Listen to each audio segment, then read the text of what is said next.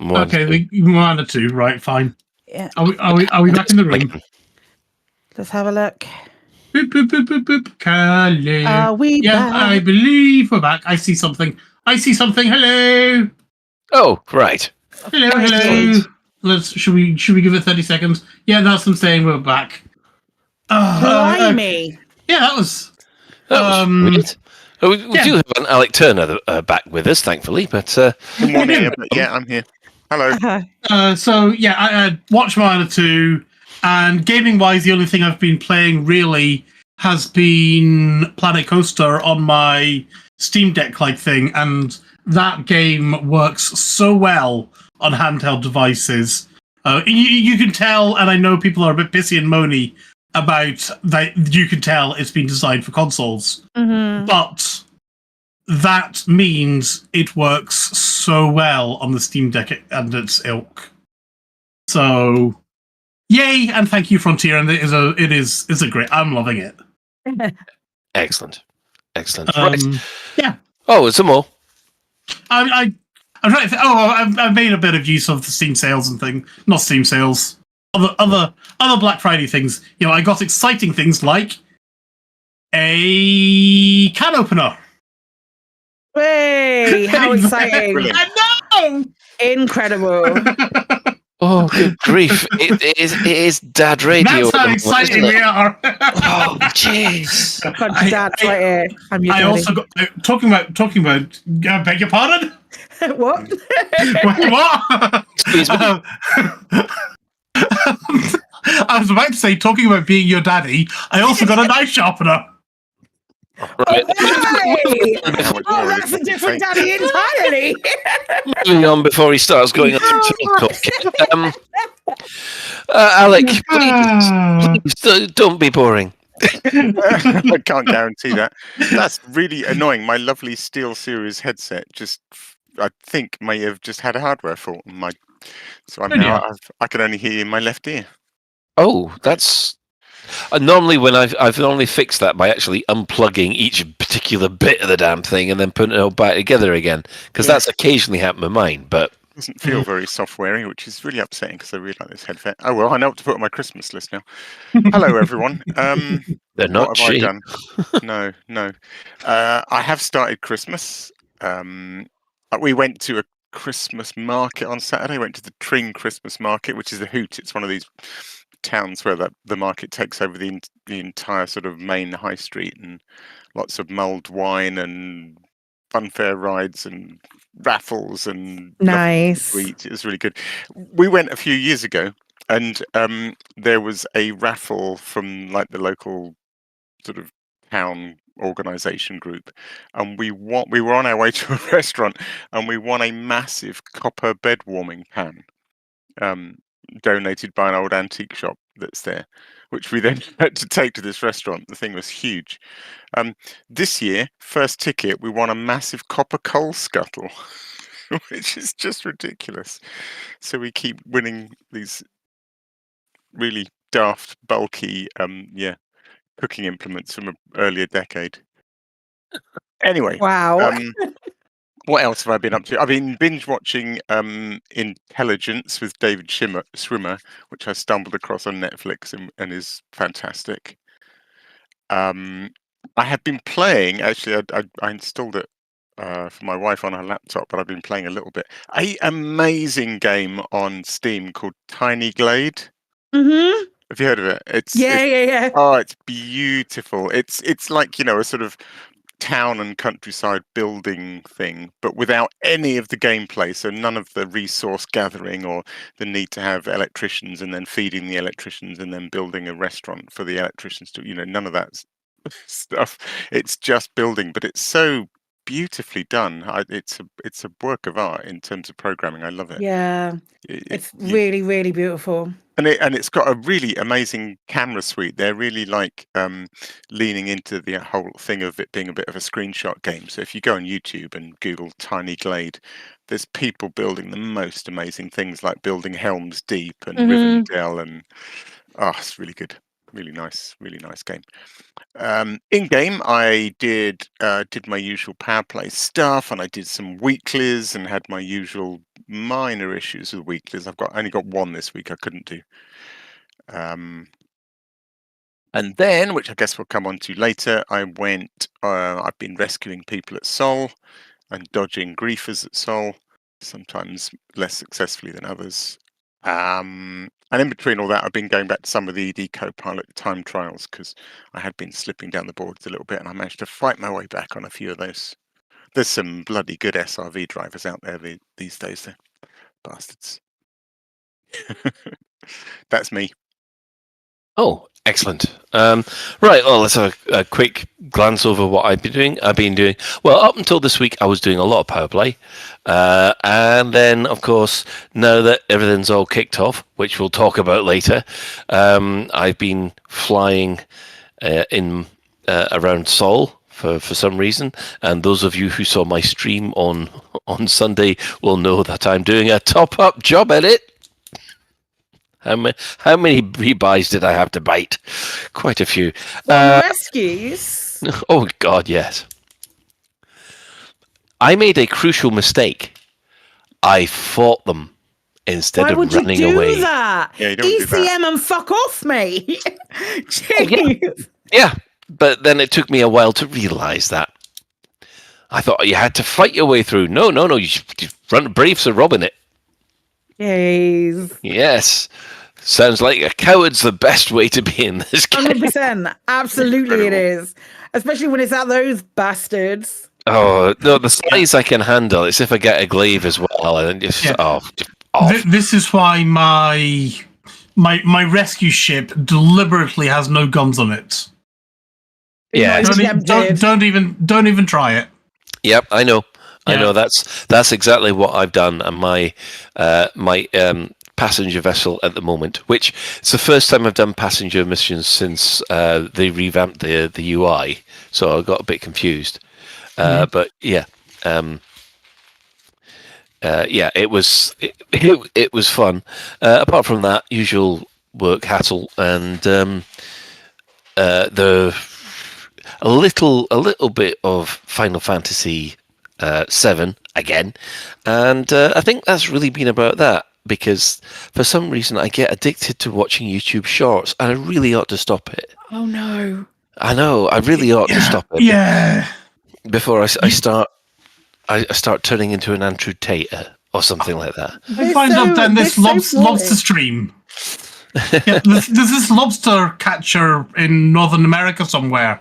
And he's lovely, and he catches lobsters, and then he's like, okay, we've got an egger here, and he goes off and gives her a little beauty spa thing, gives her a fish, throws her back in the sea. And it's lovely. Yeah. And I just seem to get his things all the time, and I can't stop watching the damn things! You know what you need to do with taters? Boil them, mash them. Potatoes. Anyway. So that's basically been my week. A lot of work. Thankfully, no problems with the bike.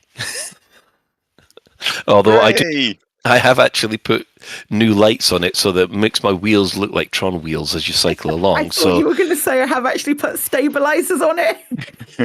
I'm so sorry. But it's kind of like stabilizers because people get out of the way. It's either they go, oh my God, what the hell is coming? Or, oh, there is actually a cyclist there. I think I'll give him some space. I think it's the former. Although I have heard one little kid go, Mum, I want one. Amazing. So, right, okay, that's what everybody else has been doing this week. So let's quickly move on because there is so much. The development news. Right, a couple of weeks, wasn't it? We took the break at the right point. Yeah, completely. Frontier Unlocked. It happened last Wednesday. It's the last live one of the year because there'll be another one, but it'll be recorded apparently.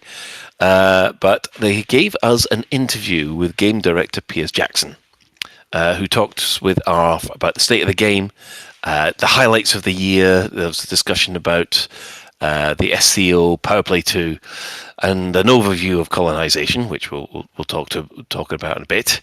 And one of the things I thought was quite interesting, they said that they're working on improvements to cut down on the grinding of the game, which have come this year, and next year.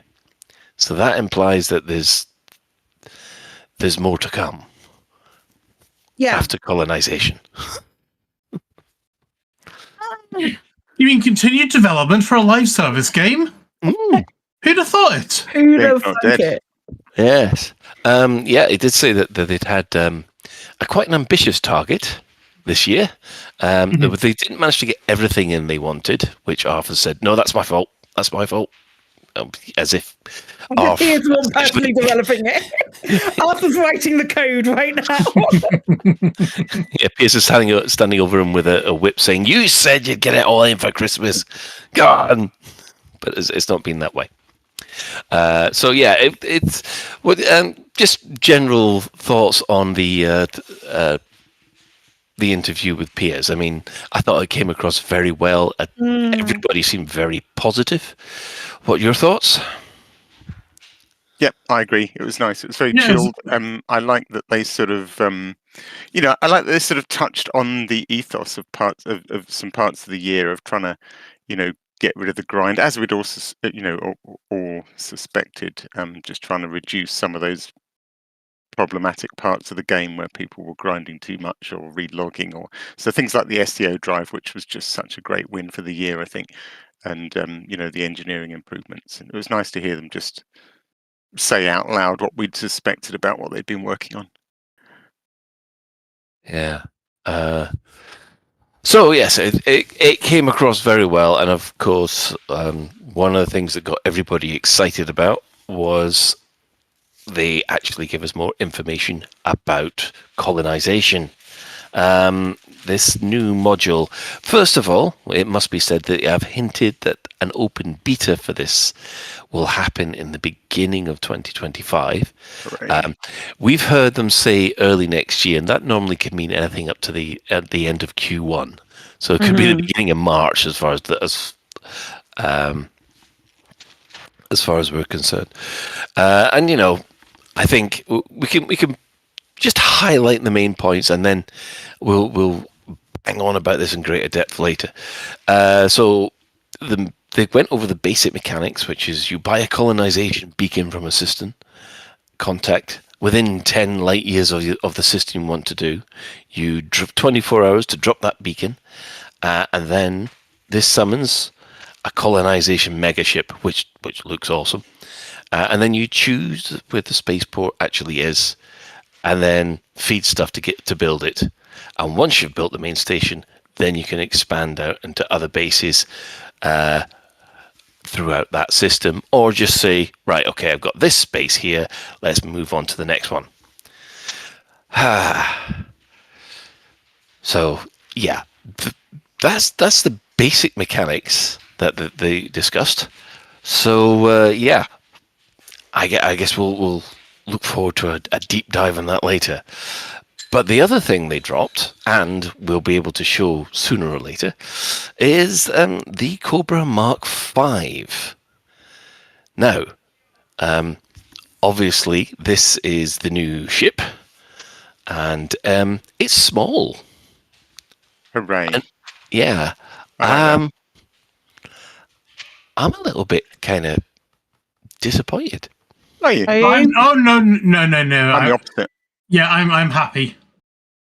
I never. Go on. Mark, sorry, Alec, you first. All right. So I was never quite comfortable with the idea of the Mark V being medium. It's like it's a daft analogy, but I used this with someone in chat earlier in the week. Like the old Mini was a Mini, and then when I'm talking about the car here. Yeah. And then when the new Mini came out, it's not a Mini anymore. So why is it? The new Mini's fucking massive. It is fucking massive. So the idea of the Cobra Mark IV suddenly being a medium, it's like, well, it's not a Cobra then, is it? And I'm really happy that it's small, because that means it's still a Cobra in my mind. Oh, that's fine. I mean, yeah, it's just that I'll explain this later, but the difference is. We can talk about the Cobra now. Okay. Well, you see, the differences with the Cobra Mark IV and the Mark V at the moment stand as they've got one extra medium hardpoint, 2 extra utility mounts. For the optional extras. They got an extra class 5, 3 class 2s, which have been upgraded to class 3, and an extra class 2. And then finally, the core internals are exactly the same as the Mark III, except the distributor has been upgraded to a class 4. Now, my thing was that I've seen the new cockpit, and I think the new cockpit looks fantastic. The problem is, I'm looking at this going, why have you got 3 seats? Right. Yeah. Mm. Yeah. To fly around with your pals. Yeah. Okay. So interesting. I had some interesting questions on this, and maybe you guys can answer, or maybe someone in chat can answer. So, if you have like turrets, that's one of the things that people in multi-crew can do, isn't it? Yeah. So if you have turrets, can 2 people, your 2 guests, operate like 1 turret each?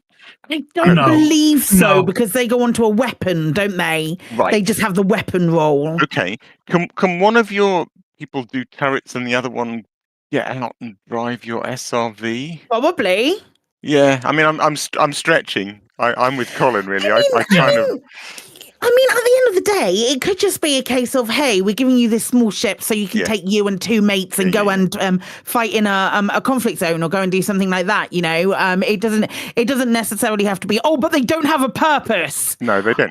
Yeah. You're right. I suppose we sort of assumed maybe they. Yeah, well, 100%. Of course, we're going to assume that they would, and then they would have a fighter bay and all of that good stuff. It's packed a lot in there for a small ship, hasn't it? It really, really has. What was the other thing I was gonna say about it? We've all got access to it as of today. We have access to a test. A preview server. Yeah, it's not a test server. It's not a test server. It's not a test server. Yeah. We've got access to a preview server, which has got it's a Cobra Mark 5 preview server, and we have the opportunity to take a look at it. Has anybody flown it yet? I am literally flying it as we speak. Incredible. How does it fly, Ben? She flies very nicely, I would say. I like her. I have to admit, and God help me, I'm selling for Frontier here as well. Give me 2 seconds so I can drop out. And I love in the ship kit, you've got flappy wings. Oh, can you show us that on camera? I've heard. I have heard about that. I'm showing this on camera, and I have flappy wings. So it's got like little flappy wings on the side. That's pretty dope. That is pretty dope. Obviously, it is the little things that please me. Does that happen when you put the gear down? It does, yeah. Okay, wow. So they fold in for the little flappy wings on the side, fold in for fitting on small pad purposes. Amazing. That's kind of dope. I like that. I like that very much. Yeah, I mean, I am very easily pleased. I mean, that is really funny. I find it really funny that we all analysed the Mandalay, decided it wouldn't fit, and that it would definitely have flappy wings, and it didn't. And then the Cobra, which I don't think anyone has been thinking is the Cobra too wide to fit on a small pad, actually has wingtips that fold in the kit. That's amazing.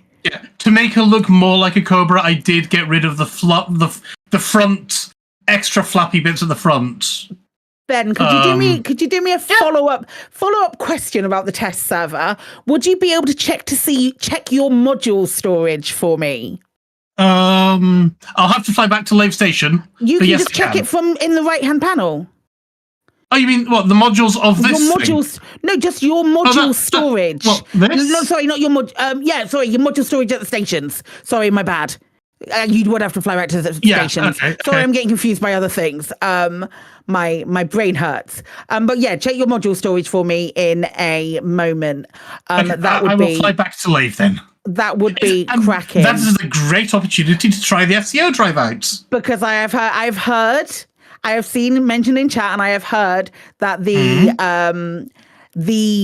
server, the preview server, the Cobra Mark 5 build has got 600 module storage.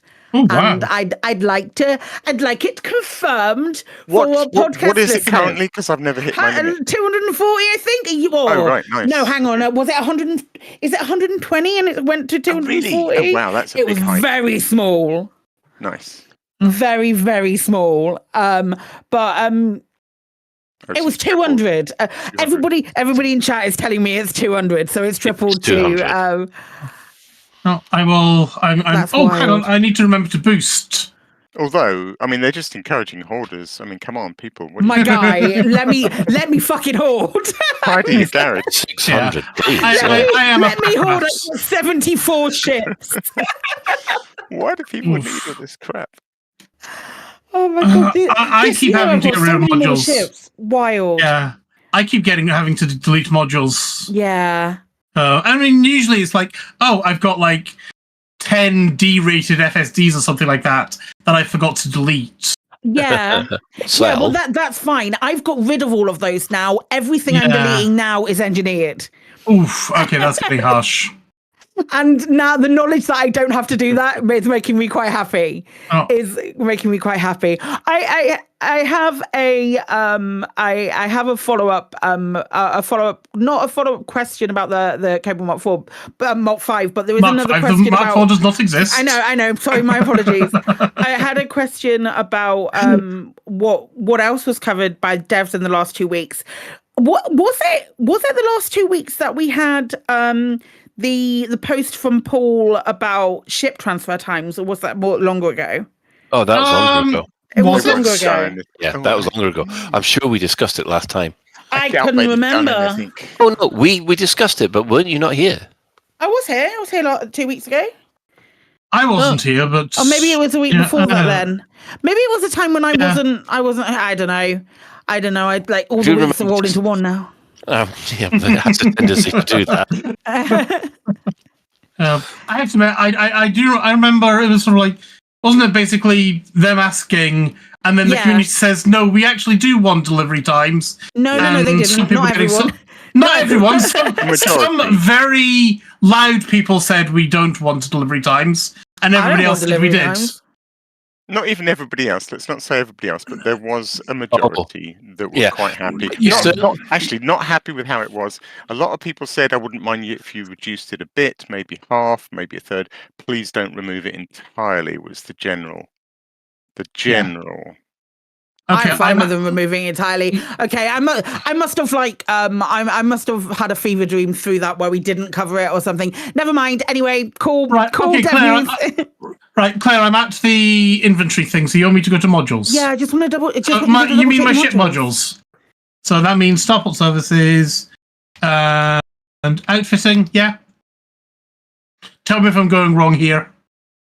And I'm assuming these are the modules you mean. No, on your or in outfit, you're very delayed as far as I can see. Must be an outfitting, right? I'm going to outfitting. Is what we want. Yeah, I'm going to outfitting eventually. Stand by. Please stand by. Yeah. Okay. Stored modules. Here we go. Okay. Yeah. 175 out of 600. Fucking insane. I love that so much. That's cool. That might be one of those things that they're saying, well, we want to cut down on the grind, and one of the things that we can certainly do with is more storage. 100%. That is brilliant. I love that. That makes me a happy bunny. What they haven't done is actually responded with any answer to the community, to their question whether or not they were going to do anything about it. They've just the transfer times. I mean, they've just sort of said, right, okay, they were asking questions. They're collating about it.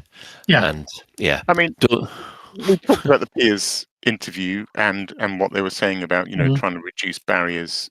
And I genuinely think if you read that forum post, they're just sort of thinking out loud and going, while we're thinking about these kind of things, what do you guys think about ship transfer times these days? I can't. Did I say this? I can't remember if I said this on air or if I said this just while talking to you lot. But I've personally got no issues with transfer times, but I wish I could sit at Lave Station and say, "Can you please transfer my ship from Shinatra Desra to Hudson Orbital or something?" Yes, Yeah. Yes, please. Yeah, that's the that's main thing what- that we've been talking about. Yeah, that's what I would love. Yeah, but the thing is, if it was instant, it wouldn't matter because you'd go to where you need and you'd instantly have your ship again. That kind of appeases the people who are so adamant at it. They're still having a time for the realism in the game where they fight space aliens, but not having to go to the system and then require the ship to get there first, like just going, "Hey, I want you to move my ship from here to here." That would be the best of both worlds, I think. Oh god, Shay's just being evil and saying he wants all the times to increase. I mean, make it slower. Yeah. It's the first time Shay Blackwood has ever said make things slower. Can we have the opposite of an SEO drive as well, and have like an SEO Zimmer or something? Yeah. Well, I don't know. They've got that in the Adam Mark II taxi, haven't they? Here we go. The hate flows through you. Yes. Vaguely steering it back to the Mark V. I Yes. have a question which I just... So, given that it's remaining small, and it'd be fascinating to see it literally side by side with the Mark III to get a real sense of, its physical bulk increase. But given it's the same sort of shape, and given that it's still a small, it seems quite impressive that they've managed to turn 3 of the Class 2 slots into Class 3s, add a Class 2, add 2 utility mounts. It's like, where are they? Has it got like TARDIS mechanics? It's the Tetrising. They've been Tetrising so hard. What's going on? Where's all this extra space come from? Well, the ship that's is one thing I've been playing is Tetris. the ship is technically bigger than the Mark III. There is more space in it. But still, I haven't seen them compared. Is it okay? Fair enough. Yeah, it's sort of it's like a Viper and a Cobra Mark III had a baby, and then it turned to be bigger than the pair of them. So Chunky baby. actually, more thinking about it, it's more like a Cobra Mark IV and a Viper Mark IV had babies. To be honest. Cobra Mark IV doesn't exist. That's a fallacy. Well, it might as well not now, isn't it? Because but the main issue that I had was the fact that I wanted it to be a medium because I really wanted it to have a fighter. Yeah. I really wanted it to have a fighter, and the fact that it had 3 crew. I was there thinking, because that means 1 gunner, 1 fighter, or 2 fighters. And do any small ships have fighters? No, they don't. No, it's just that and that just when you think, well, hang on a second. Okay, you got 1 gunner, 1 pilot. What's the third guy going to do? Yeah, he's a tourist. Is it do they just the camera operator? You and your mates. Yeah, I suppose they can handle the camera. They can be the camera operator. Yeah. This seat explicitly for the likes of Wotherspoon and so on. Taking a little door around the galaxy with your pals. That's all it is. I suppose can we rescue people from Sol? You don't have friends. There you go. That's the frontier version of Blizzard saying, "Do not have phones." Oh, God. Yeah, I mean, I suppose there is the fact you can still fly your ship and you can drop someone in an SRV and you'll still have a gunner. Yeah. Apart from that, but it's the flying about thing that I was really thinking that, does that mean that they're going to split the gunner role? Because only one person could be a gunner. And I would love it if you could actually split the gunner role into multiple bits, but that doesn't seem to be in either. It's just for pips, mate. That's all it is. Yeah, just for the pips. Only there for the pips. So, but apart from that, I really like the 5. Yeah, I'm looking forward to giving it an actual go. Did you guys, at the end of the Frontier Unlocked stream, Arthur was like, "Hey, check out the social posts that go out tomorrow"? Yes. Did you guys happen to see that incredible cinematic that they did? Yes. I haven't, no, Oh, yeah. because I was doing children things. Give Have you seen it yourself- since, Ben? I assume you've seen it since. No, I haven't seen it since because I don't go on Oh my social. god, it's I don't so go. good. I don't do social media. Social media is On the devil. YouTube. You just said you Right. do YouTube. I've watched YouTube, but I haven't watched our YouTube. I haven't watched because I watched the stream live. I've not rewatched Frontier stream. Right. Yeah, it wasn't. Oh, It wasn't on the Frontier stream. It's a separate Elite Dangerous thing. It's Okay. good. It's very good, wasn't it? Very good. Yes, it was. I was there thinking, oh, this is back to a good, decent standard, because the one that happened with the Thargoid War was I liked that one. The one, what? The one where the Are you talking about the when they first turned up. Yeah, when the Salvation first, one, you mean? Salvation one? The Salvation one was great. It was the one where the Titans suddenly appeared from Stargoids and started invading, and it was recut footage with a lot of superimposed stuff that looked a bit naff. God, But as I said at the time, I cannot remember that one. I was like, that says it all. But this one was so much better, and I was watching it thinking, yeah, okay, time to warm up the anti-Thargoid fighter again. proper goosebumps I got watching it, especially when they when it sort of like focuses in on Voyager as well. I just was just like, that's so clever. Yeah, what a great You way know? to do it. I mean, it's kind of obvious, and it's a bit sort of Independence Day, isn't it? But it's also like, yeah, nice. We've talked about how the war was going to end so many times, and there's always been one of us who has touched on this being the Yes. the big last hurrah, whether we're taking the piss or whether we're doing anything else. But just to see it actually happen, to see it genuinely happen is really, really, really cool. I was But so I can't wait to excited. see what actually will happen. Like, will we get the Caustic Cloud and the Titan, but just in Sol, or will it be something different in Sol? Or I Yeah, think it's it's going to do wild. something different. It's exciting. I can't wait for Thursday. yeah, I'm yeah, like, me neither. so excited to log into Elite Dangerous. 10-year-old game, gang. I thought it was a dead Wild. game. It is. It has been great as well to see the Stargoids again. And one thing that was really interesting, and I just didn't have an opportunity to do this myself, is that now people have ships with the Super Cruise Overcharge. There's been quite a lot of videos of people managing to give chase to the Stargoid and more or less catch up or sort of keep a pace with it and get some really good screenshots, which is super cool. So it does seem that the SCO is based on the Titan's Stargoid technology. Yeah, figures, right? Yeah, it follows. That's cool. Yeah. I mean, we'll be able to talk more about this later when we come to the in-game events. But for the moment, shall we move on to the community news? Do it.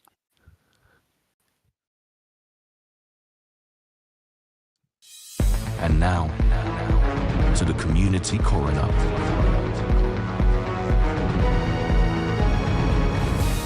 It's a dead game, innit, mate? Right, let's go. I'm a bit flustered this week because just things have been like going mad at work and stuff. So I've managed to pull together some stuff, I think, which is good. We have a nice new blog from Nicey on the subject of stations and settlements and elite versus real life. And this one's about scale largely, and just comparing things like, well, what I particularly like is comparing Coriolis stations and football fields and things like that. And then it just goes on to talk a little bit about how stations maintain gravity and how stations power themselves. Nice and short, fun, good little blog. Really like stuff about scale and comparison of things with real life in the game. So yeah, it's a good read. Right. Next is I wanted to give a shout out to Zulu Romeo. There is a bit of a video to go with this, and there's also a tweet which we'll link to in the show notes. But basically, Zulu Romeo was, when the game very first launched, was the person who made a beeline for Sagittarius A and got first discovered on the center of the galaxy. So I believe Zulu Romeo kind of does an annual pilgrimage to go back to Sagittarius A. So he's just been back, and there's a video of that. And it's quite funny because he was sort of umming and ahhing because at the same time Sol got attacked, and he's like, "Well, I need to do my pilgrimage, but I also need to go and help defend Sol against the Thargoid invasion." So he's basically buckyballed it all the way to Sag and back. In fact, he pointed out quite correctly to me that in a way he invented buckyball because he was the first person to in the game ever to make a beeline for somewhere by jumping as fast as they could to get somewhere before anybody else. So bravo to the OG buckyballer for going to Sajay. They were buckyballing before there was such a thing. Exactly, yeah. Yeah, the thing was, he did it very, very quickly. It was almost. I don't think the game had even been released. It's for Gamma, yeah. Yeah, back in the day when it was hard as well. Properly hard. I suppose that was one of the points. I was really looking forward to trying it myself, and then I found out, well, someone's already done it. I went, oh, can't be bothered now. Yeah, that's a hell of a claim to fame. If you're going to get your name on 1 star, then Sagittarius A is a good one. Yeah. Right, next up, we've got a few videos, as usual. We've got a lovely new video from Commander Regget called Human Revolution. It's been out just over a week, actually, but I missed this one last week. Regget makes really fantastic Elite Dangerous sort of music montage videos. And this is just a really slick example. Love it. I love these. One worth subscribing to because whenever Regget makes a video, they're always great. Right, next up we have something new from the High Wake, which we always shout out because they're always brilliant. I think this is kind of the second in a series that High Wake's been doing about sort of telling stories of particular commanders. Or their sort of their sort of in-game story or way of life, I suppose. This is the story of Grimulus, who's decides to try open mode. I will, I'll leave it to the viewer to see the ending, but it's very funny. And as always with High Wake, watch it at least once and pay attention to all the details. There's all sorts of lovely little Easter eggs hidden in the corners of the frames of these beautiful animations. Right, next up, number 5, we have a new video from Mile 13 Gaming called Thargoids Aimed at Sol, Join the Rescue, Elite Dangerous Guide. And this is very appropriate, it's very good timing. It's basically a short video guide on how to rescue people from Sol. There's kind of 2 ways you can rescue people from Sol, I guess. Either in escape pods or as passengers, and this is doing the passenger bulk transport route. But it just covers the basics of what you need to know, how to get the missions, load up on passengers, and escape from the Thargoids that you will encounter. Good little video. Right. Next video is I've shouted all of these out, but it's just such a great series called Voidwood by Enigmatic, spelt with lots of numbers instead of letters. Elite spelling, ironically. Yeah. And they're just on an expedition called the Crazy Journey. So this is just week 4. Traveling on through the Formidine Rift towards the Outer Arm, the expedition fleet passes several mesmerizing phenomena, including scorched planets, strange life forms, and planetary vistas inviting to linger. At the end, they meet up planetside for a mountain climb and have a special event to relax. Much anticipated elephant race in Type 9 freighters. So yeah, great series. Really recommend the Voidwood series. Look forward to this. Next, I'm going to just link a forum thread. I don't know why, really. It's like the forum at its worst and best, I suppose. I just kind of love it. So we'll come on to this more in the main discussion, I guess. But in the talk on colonisation, one of the things they revealed hesitantly and with enough, they may well change it a bit, is the fact that you can only colonize out in basically 10 light year jumps. Yeah. Yay! Right. It has really divided opinion, and this forum thread just sort of crystallizes that beautifully. It's 380 posts so far Yeah. on the discussion of whether 10 light years is too big, too small, or just right. Yeah. You've got the people who think it's just right, and then you've got the people who are wrong. Well, should we save that? Well, let's get into that on the main discussion. Yes. Yeah, park that one on the board and we'll come back to it. It's a very interesting topic. One thing that's worth scrolling through that thread for, they're hard to miss because he's got quite carried away, and there's quite a lot of them now, is something, I forget who, but disemboweled ego is something that something that Ian Doncaster said. Sort of got disemboweled ego intrigued, and he's been trying to use all the data he can scrape from like EDSM and things to create sort of visual simulations of us spreading out using a 10 light year 10 light year 10 light year range, and just sort of visualizing with the known data, which way it's spreading. They're quite interesting. I don't quite know that I can take very much, but they're quite pleasant to watch. Basically, I don't know what this is based on, but basically the suggestion is, I think, that it wouldn't go out in straight lines as we might imagine, but there's just sort of general growing of the bubble.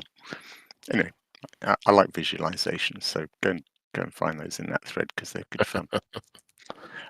Right. One but last is just a thing. I'm just shouting out a thing that I'm doing. I did it a few years ago and it was quite fun, and I meant to do it last year and I forgot, so I'm doing one again this year.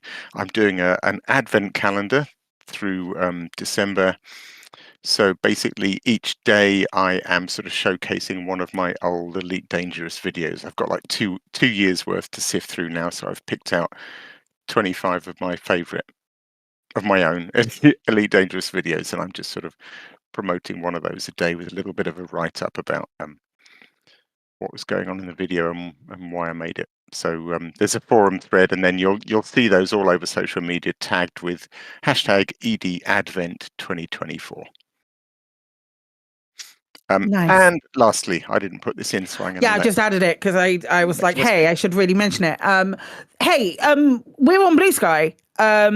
Lave Radio, and a lot of the Elite Dangerous community has seemed to have migrated over to Blue Sky as well.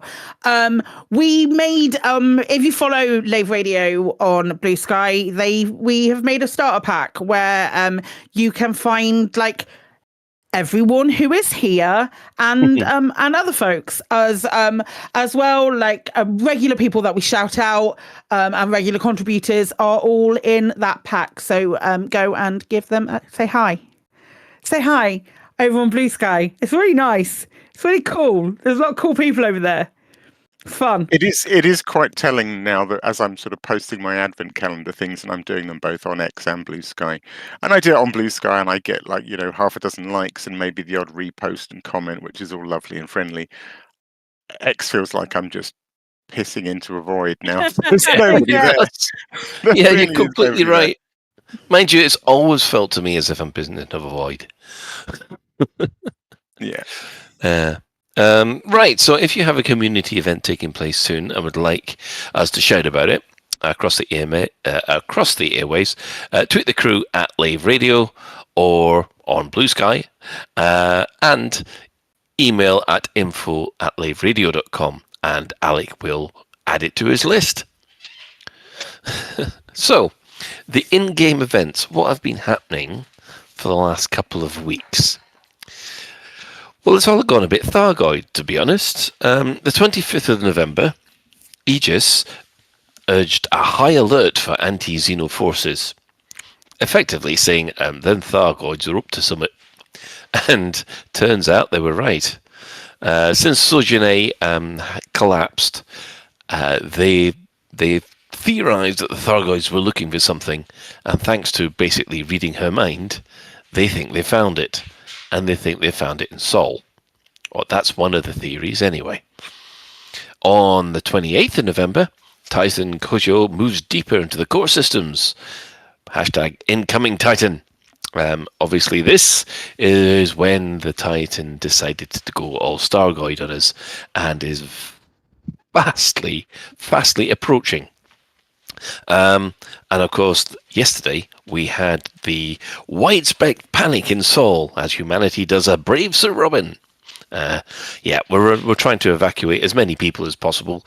It ain't working because there's 22 billion people in Seoul and not that many ships. Yeah. Yeah. Come on, rescue ship.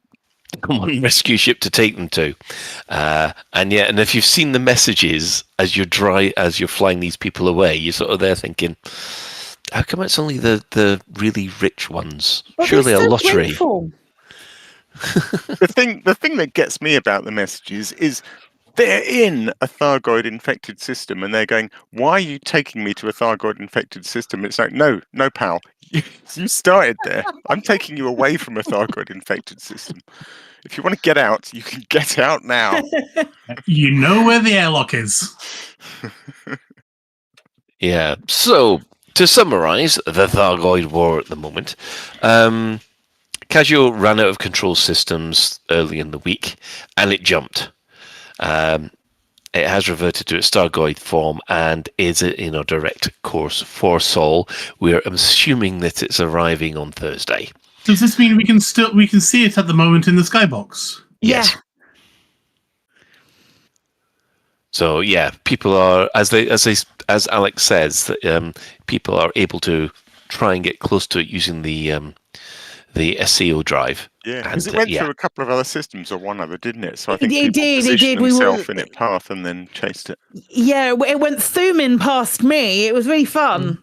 Cool. It's really cool. Like it's I'd forgotten what they looked like, you know? Yeah. It's been dope to see that back in game. That's really cool. Yeah, it really is.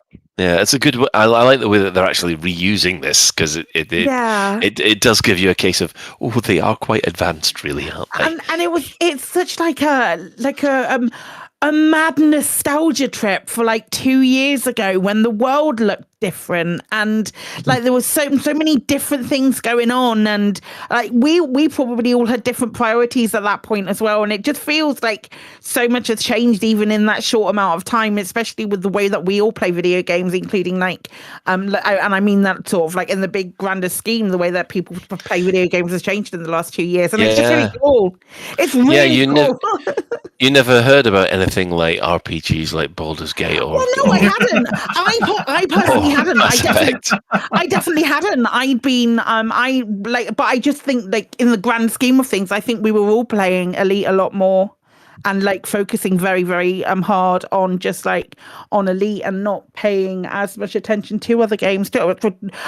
I say we all. I say quite a lot of us, I would say. I've seen it sort of like... Don't say we all, because then Alec gets a bit mad. No, I'm mad at it. That's why I'm mad at it. That's why I stopped myself from saying it. I'd never say that. I'd never say everyone, but from the people that I've spoke to, I've seen a trend where in the last sort of few years, people have moved to still playing Elite, but not being like the sole focus. And it's quite... There's a level of nostalgia that comes with seeing a Stargoid back in game and remembering how fucking crazy it was, where it all began. Yeah, exactly. It's like proper mad. Well, Seoul itself is under a Thargoid alert state at the moment. There is a progress bar that people are following, but it ain't going to look like we're going to hit it. Thank God. Surprisingly. I mean, what would it mean if we did? Okay, I'm going to come clean, but if we had somehow prevented Coca Joe from turning up in Seoul, then all that means to me is I won't get my 8th star on my decal. That seems like a bad thing. You self-serve. Billions of people are going to die. I love that. And then Alex there just putting thumbs up going, here comes the 8th decal. Yeah, Colin, come Colin, on. this I'm is not really alone. going me. I'm not alone in thinking that. Okay, billions Millions of of NPCs digital are going to die. digital NPCs are going to die. So we've made it, according to DCOH, that I'm just looking to, this is as of recording, literally right now, we've made it 53%. So well done, Frontier, for not making it something that was attainable. Because if it had even been slightly attainable, full damn well someone would have tried to do it. Yeah. Or a group Yeah. of people would have tried to do it so that the Thargoids went out not with a bang, but with a whimper. Well, I suppose that it would turn around, go back, and then try again later. It could do that. Slingshot around the back. Yeah. Do a loop. It'll do a loop of shame. Loop of shame. Loop of because shame. of It Thargo. It does a loop of shame, stops at Alpha Centauri, blows up Hun Orbital, then goes back. That feels right. Oh, and it'd be right if it went to Lave, to be honest. Oh, don't give him ideas. Let them plow through Lave Station on the way, if you won't mind, lads. It needs a bit of a tidy up. Oh, could you imagine if? I love this idea. Imagine if it did go to Lave and they open up a spire site on Lave 2 and unlock Lave 2. Oh. Well, funny you should mention that. We'll discuss that in a minute. Anyway, Sol at the moment, as I say, they've got evacuation missions available from all stations. They are quite hard if you've got the right. They're quite easy if you've got the right setup. I didn't. What is the right setup then, Colin? No weapons. No weapons. The right released setup yet. is having. Yeah, exactly. That's exactly what Psychic just said. So no weapons, double ECM, and make sure you can boost away from the sides. That's it. Don't try and fight them. You're wasting your time, and you'll probably lose a few ships, as I demonstrated very well on Sunday. Thargoid radio, yes. Yes. There are a lot of alien signal sources in Sol at the moment, and they're all pretty highly rated. People were panicking because in the AXI group last night, there was about 3 or 4 size 8s round Earth orbit itself. So that was, that was a bit of a worry. Can I jump in on that, because I've only been doing rescues, so I haven't actually seen a single Thargoid apart from the ones that hyperdict me. Mhm. What I was picking up from system chat a lot, though, is that people seem to be buggering off to places like the Pleiades to get their interceptor combat on. So I had the impression that there weren't any, or that they were very rare Thargoids actually in Sol, because people seem to be going off to Pleiades to satisfy their mission requirements. It was my understanding that the signal sources were 500 light years out, 500,000 light years out. Okay. And that's why, Interesting. light seconds out, sorry. And that's why they were having people. I saw people in chat say that they were really, really far out, sort of like Voyager distance away. Okay. That's weird. Yeah. Yeah. Maybe they're all gathering around there, Gathering. Maybe it's plot. ready for a charge. Hmm. But I must admit, when I was there on last night, there was quite a few signal sources, and I got involved in a couple, which I was victorious in all of them, paid back for my losses. But yeah. So, fingers crossed for Thursday. The questions do remain. Why now? Obviously, they found some things happened. What did they manage to rip from the mind of Sojourner? Are they going after the alien artifacts that were discovered in Mars? No! Is there something about Triton? Because Triton is, apart from the moon, which is blocked for technical reasons, it's the only other blocked area in Sol. And will they do a Klingon greeting to Voyager? Well, what's that? Tell me what Klingon greeting to Voyager is. Well, you have to. The problem is you have to watch Star Trek V, which is Don't tell me to watch a film. Tell me what happens. No, but only people who have suffered the pain of Star Trek V. Can we go down? The answer is boom. Yeah, the answer is boom. Okay. Very boom. So overall, what's your excitement level about this Thargoid Titan arriving? I want Mars to explode. I'm really fascinated to see what's going to happen. Here's the thing. Mhm. I'm probably so all the Titans up to now have been orbiting ammonia worlds. Do we have any ammonia worlds in Nope. Sol? Nope, none. No ammonia moons. Interesting. I thought some of the ones around. Still no. Nope. Yeah. I bet we've I'm got ammonia surprised by that. atmospheres, but not strictly speaking ammonia worlds. Anyway. Maybe Nope. that's what I'm thinking. The Next. closest you could have could be Venus, but that's mostly sulfuric acid, but it's not ammonia, and you certainly can't have anything live on it. Yeah, no, they're not doing that. They're not doing that. It's going to be outside Earth for the screenshots. Yeah. I mean, it might not be in game, but I could have sworn that some of the moons of Saturn, in reality, had ammonia atmospheres. That's If great. they have, in the I ring. don't think they're in this game because they might not we be in the don't game. have I'm sure all it's the moons. Titan or something like that. We don't have all the moons in the game for the solar system, Yeah. which is because otherwise, I think Jupiter's got about 50. Well, Jupiter does have a few, yes. Yeah, and some of them are bigger than Pluto. So that's why Pluto's not a planet anymore. Sorry, Hey. Pluto. Hey, no Pluto slander here. Just let it be. Let it have its time. It's had its time. Oh. I had another question, which is this thing of the Thargoids looking for something. Does anyone know the original source of that? I know I definitely heard it. Might have been a live stream, might have been written somewhere from Frontier, but there was a statement about they're looking for something, but I just can't remember or find where it was. Live stream. I think it was a live stream. Yeah. Yeah. Okay. I'm sorry, I cannot but help laugh when someone says there's a source of the Thargoids, because that is back to Kate Russell's book, which is probably the dumbest but funniest gag. Spoilers for the book, you'd have to read it. But yeah, source of the Thargoids. Sorry, moving on. Yeah. Yeah, so anyway, I'm excited, but I'm still not quite sure what's going to happen next. It's going to be what I'd love to see is I think we probably will. Is like real carnage and so loads of ground settlements on fire, stations on fire, shut down stations, because there's a lot of stations and big stations in Seoul. So to see all that properly on fire is going to be amazing, which I think we probably will get to see. So excited. Oh, I like that, Ben. You're actually showing the differences. That's what Chris and I are doing. Yeah, and the 5 is a lot bigger than the 3. I wouldn't have said so. A little bit bigger. I don't think it's a lot bigger. A lot is doing a lot of heavy lifting, but they are quite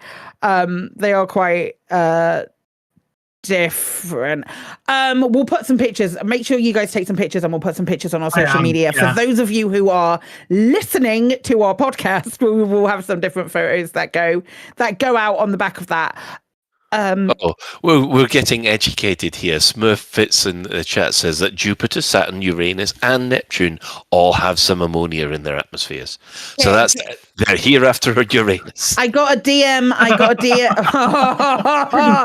Wait, I got a DM from Katie saying that there is an underground ocean of water and ammonia on Titan. So that might be something as well. I'm really excited about it.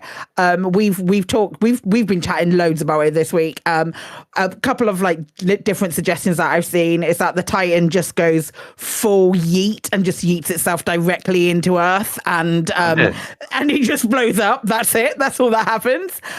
Which I think is quite cool. Or the Titan parks itself in such close proximity to Earth that when the Titan explodes, it takes Earth with it.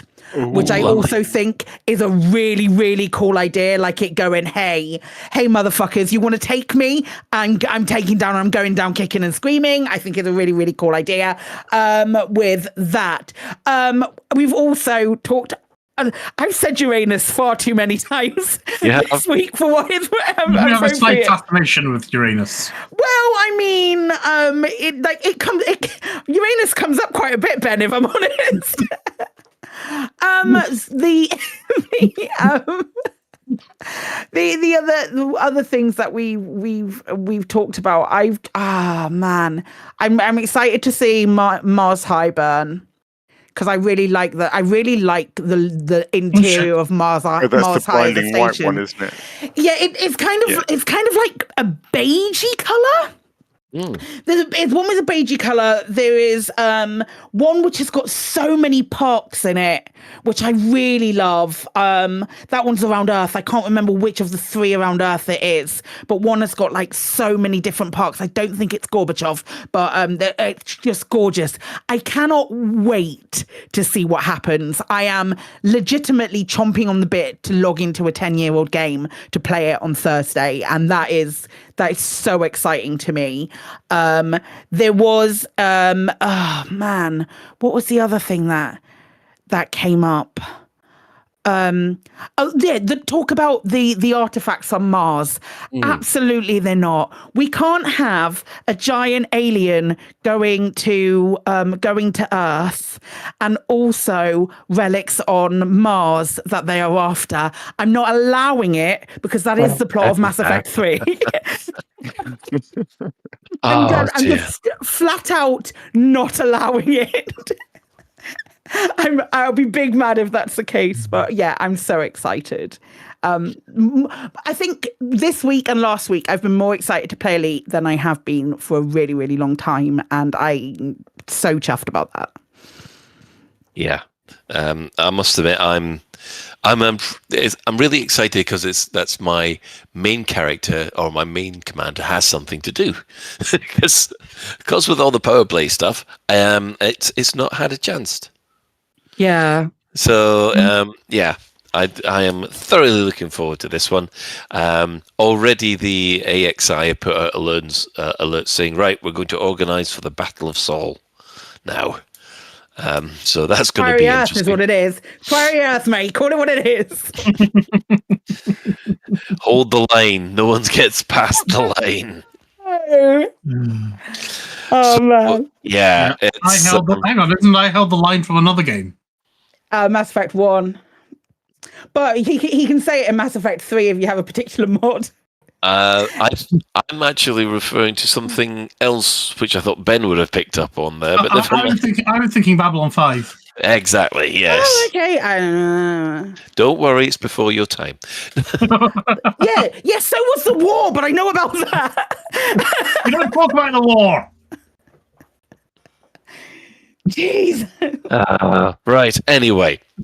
So, overall, really looking forward to the end of... Well, they say this is the end of the Thargoid War. It's actually been noted in some of the gaming press as well. So, Massively's done articles on it, and, all the people that pick up on Massively articles and just retweet them everywhere. So, that's been going on. What's it called when you read Blue Sky something, actually? Has that got a thing? Repost. Instead of, because there's retweet or re-excrete or whatever it is. Re-excrete. Yeah, because you don't tweet anymore, you excrete. Because that just says everything about that platform. No, absolutely not. Just no. Right, okay, let's move on. The power play rankings. Well, not much has changed as far as the actual order of the powers themselves. You've still got Mahan, you've still got Aisling, and you've still got Orisa as the top 3. But at the moment, everything seems to be taking a back seat to the fact that, the cradle of humanity is under attack. Yeah, I think everyone's suddenly forgotten about power play. It's quite funny. Hey, I did my weeklies. Did you? Well done. Well, that's because I haven't. I haven't. No, I've got some left. Right. Okay, so I think it's that time of the week again. Store alert! In the bi-weekly newsletter, here come paint jobs for your art. In the bi-weekly newsletter, here come paint jobs for your art. A store alert, a store alert, a store alert, a store alert, a store alert. Which one will you buy? A store alert, a store alert, a store alert, a store alert, a store alert, a store alert.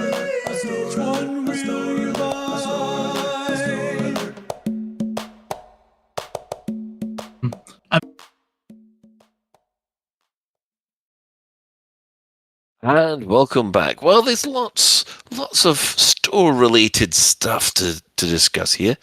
At the moment, we'll just cut it out of the way that Elite is 70% off on Steam at the moment. So yeah, that's going to go on for a while. It is free if you've got Amazon Prime, and you're able to use the Epic Store, so you can have a free account there.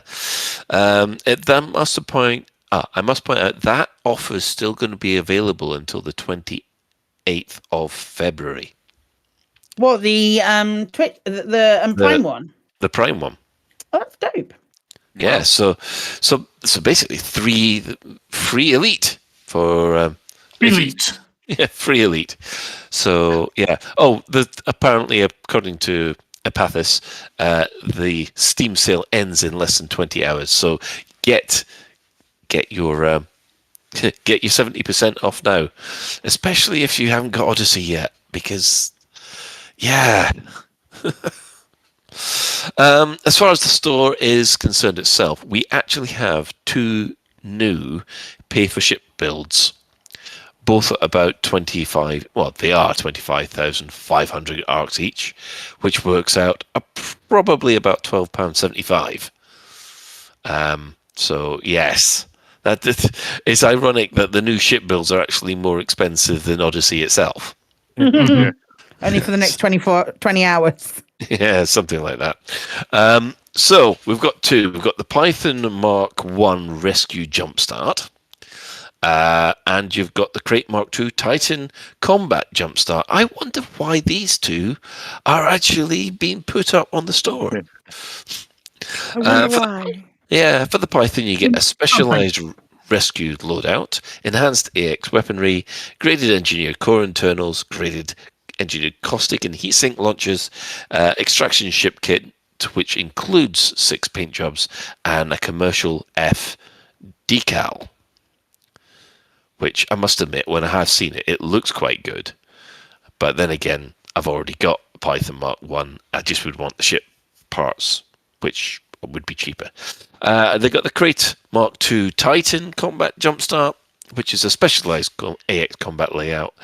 It has an array of graded engineering, core internals, optional internals, and hardpoints. It's got the Midnight Paint job, a 16-piece ship kit, and the Xeno Hunter target decal.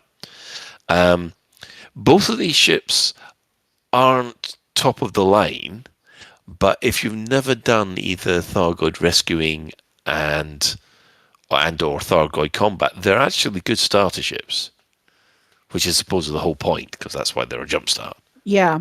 The Crate Mark 2, I believe, I swear I saw someone say somewhere that it has 5 AX weapons and no AX stabilizer. Yeah, I saw that. Funny. Can't actually use all its weapons. So if you do get it, you need to buy a stabilizer for. Yeah. It's one of the 2, where either it's the Python or it's no, it can't be the Crate Mark 2, because I think that's only got 4 weapon swaps. Okay.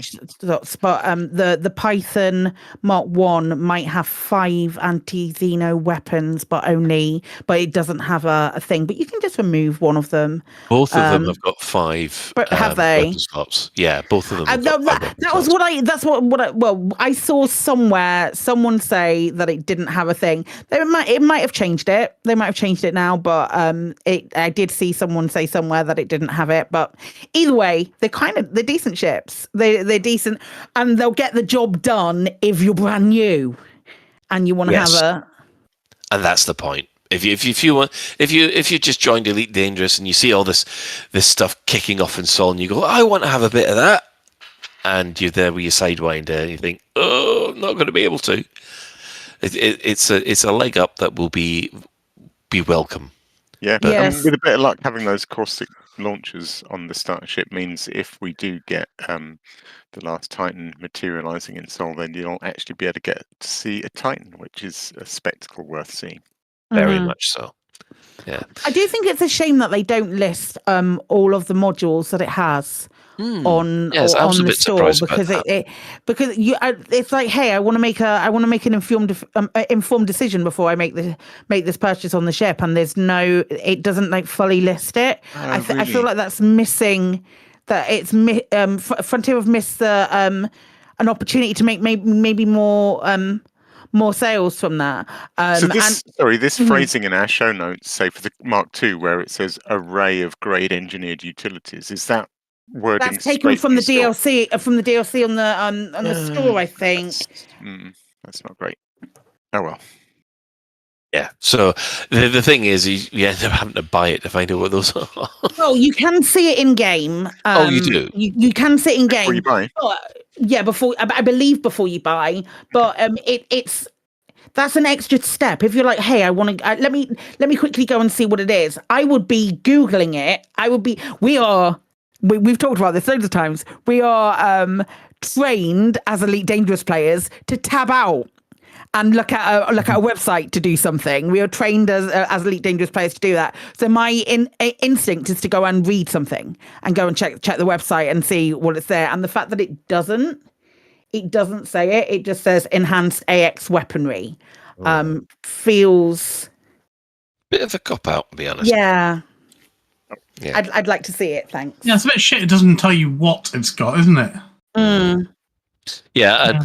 If I was Frontier, I'd take some feedback notes on that one. Especially. Well, okay, question for Alec then, possibly. Maybe someone else knows. Are there any YouTubers or somebody like that who's done good reviews of the pre-purchase ships? I don't know that I've seen any. I know Meccan has touched on some of the AX stuff. But no, I haven't. We sort of lost. Who was the commander who made ship very good? Yeah. Ship videos. It was the pilot. The pilot, yeah, of course. I think that's who you're talking about. Oh, I haven't really seen pilot. someone take over from the pilot and do. No. Yeah, I'm just thinking somebody who's actually doing a buyer's guide to the buyer's guide The to jump the starts. ships. Yeah. Oh, that's like there you go.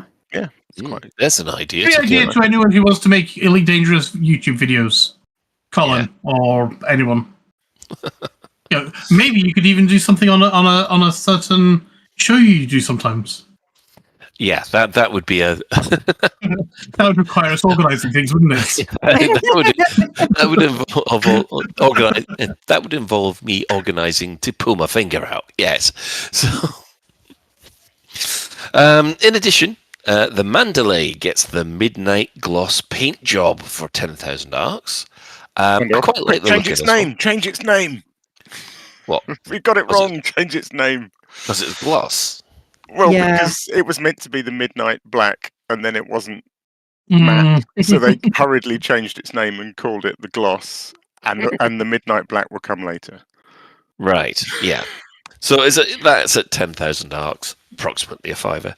But the good news is that the Type 8 is now purchasable for credits in the game. Woohoo! Well, Odyssey only. Just in time, because what a great rescue ship. Yeah. Oh, Winter Mutes just said here, Ricardo's Gaming does ship reviews, but I don't think he's actually touched on any of the quick start ships. There is somebody else, and I can't remember the name, but we did cover it about 6 episodes back, who was doing... the videos are all sort of very yellow. The thumbnails have a lot of yellow on them, but I just can't remember who the person is. Yeah. So, yes, there's a lot in the run-up to Christmas, so prepare your arcs. I do have a question. I know they spoke about the chrome, gold, golden, and said coming later. That's fine. I thought we had... What happened to the void blacks? Have they gone? I think they went. Right. Because I could have sworn they said void black was coming for the Mandalay, but then the void blacks disappeared before that happened. Oh, don't make me look it up. I couldn't find them. I was a bit sad about that because I really wanted to get a void black Mandalay, but the opportunity never appeared. Oh, yeah. Yeah, it's mostly midnight black and stuff like that. The one thing that does annoy me at the moment about the store is that they've got the sale option on the on the side on the front page. If you click on that, it doesn't show everything that's in the sale. It'll only show one page. Like sale highlights. Yes, it's like sale highlights. It won't show you everything that is actually in the sale at the moment. And yeah, one thing that does surprise me is that I suppose if you haven't got Odyssey, you still have to buy the Python and you still have to buy the Type 8 if you haven't got it. If you haven't got the Odyssey. That's one of the reasons I was still wondering why they're selling the standard Type 8s and Pythons at the moment. But obviously, if you haven't bought Odyssey, at the moment, even though it's actually it's cheaper to buy Odyssey and get these ships for credits than it is to actually buy the ship for Live. Hey, your husband just yeeted me off his Cobra. You deserved it. I was saying hello to him. You deserved it. I'm not leaving any little marks or anything. You deserved it. Ben, did you open your mouth at any point? Then you deserved it. So yes, I think we'll have to we'll go searching for the void paint jobs, because I'd hope they'd kept them about a bit longer. Right. Yeah. Oh, just quickly, Kremen has saved my bacon and pointed out that the person that has been making ship videos, don't know if they've done the starter kits, is Gaming Snips and Bits. Oh. Oh, okay, cool. I haven't heard of them before. I will look them up. Excellent. Right. We are going... Oh, yeah, we're going to take a quick break, and then we'll come back with a deep dive into colonisation.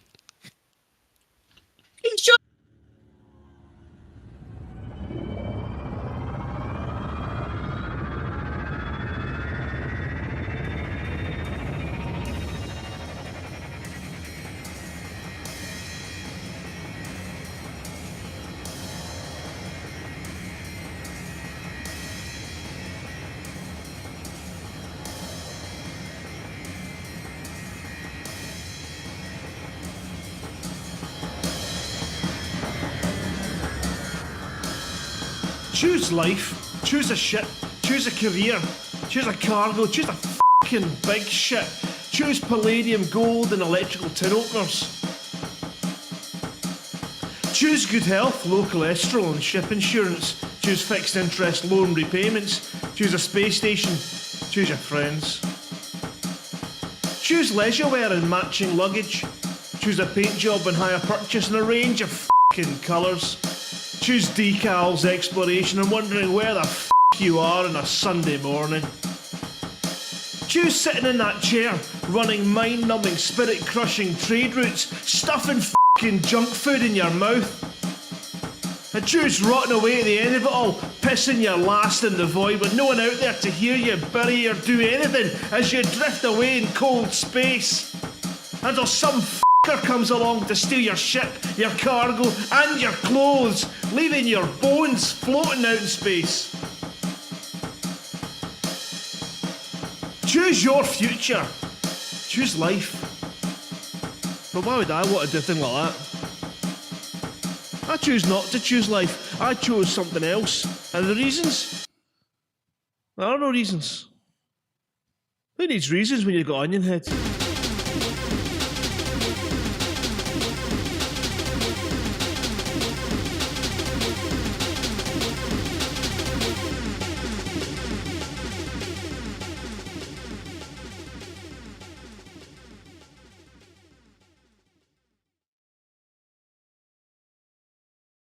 New from Azimuth Biotech, it's Tickle Me Thargoid.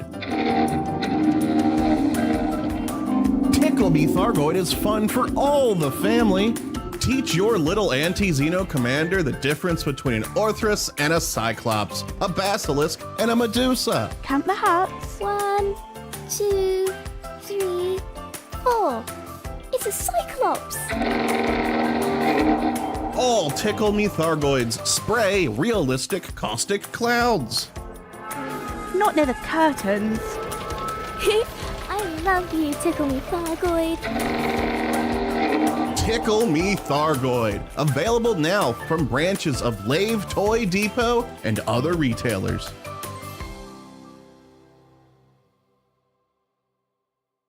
There's bargains, bargains, bargains at Etienne Dawn's Unspecified Meat Emporium. Etienne Dawn's Unspecified Meat Emporium haven't just been slicing carcasses, but also slicing their prices. All unspecified meat sausages now 2 for the price of 1. A pack of assorted meat steaks, now with 50% more meat at half the price. How about chops? Our surprising meat chops now also 50% off. And introducing our massive meat hamper. It's a family of 4. No, that should say feeds a family of 4, right? Stick to the script, Claire. It says it's a family of 4. Okay, I'll stick to the script. Yeah, you do that. It's a family of 4. Etienne Dawn's Unspecified Meat Emporium. Find us in the Lave Business Directory or visit us next to the station mortuary. Etienne Dawn's Unspecified Meat Emporium. You'll wonder how our prices are so low. And welcome back. Right, obviously the big news is the next update of colonisation. And we finally got a little bit more meat on the bones, so to speak, from the previous FU. So, right. I take it everybody here is excited for colonisation. Yes. Yeah. That's the just short now. Yeah. You know, I'm going to be the party pooper and go meh. Okay. So what did they reveal that wasn't what you expected and has changed your mind about it? Well, it's not changed my mind. My my opinion's always been a bit meh. And I will come on to that in a moment. I'm just more interested in what's got the rest of you guys excited about it. So, Claire, what about you? Oh gosh. Okay. So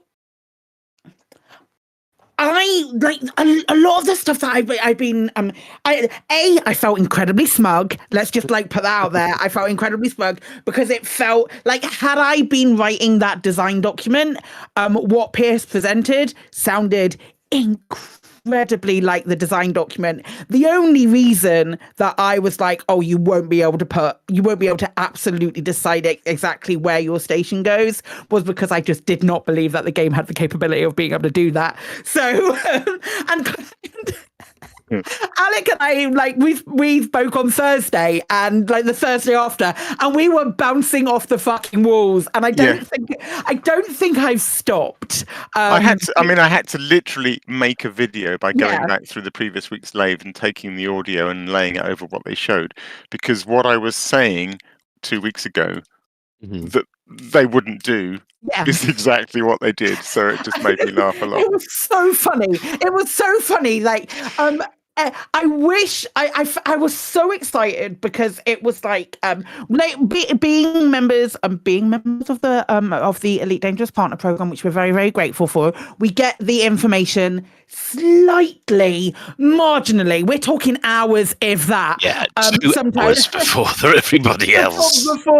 Before they go live, and part of the stuff that we got was the Pierce interview, and I got halfway through the Pierce interview before Frontier Unlocked started, and then I had to go and watch all of the stuff with Planet Coastal because that was really cool. But like I got halfway through and I hadn't gotten to the bit where it was like picking the spot on the planets, but we got sent the B-roll footage of that, the putting the stuff on the planets. So I'd seen it, and I'd seen it sort of like out of my periphery as I'd been going through stuff. And I was like, that can't be right. That can't be what I think it is. I was still fully in disbelief that they have managed to find a way for you to actually specify where these planets, where these stations and stuff, bases are going to go, and being able to specify the type of the base and all of that. It's been so incredibly well thought out. And I saw a lot of people complaining about 10 light years is far too short. And what I did subsequently to that, and when I was still over the next sort of 2-3 days waxing lyrical about it to people and so excited, I had a look at the faction that my squadron supports. I had a look at them in game, and it's a relatively small squadron. It's in a it's a very relatively small faction. It's in a very it's in control of like 6 or 6 or 7 systems it's in control of. And I looked at those 6 systems, 9 apparently. Well, I looked at all of those 9 systems, and I was like, what systems did that have within like 10 light years of it? And there were like 20 uninhabited systems within 10 light years of all of the systems that the faction we support control systems.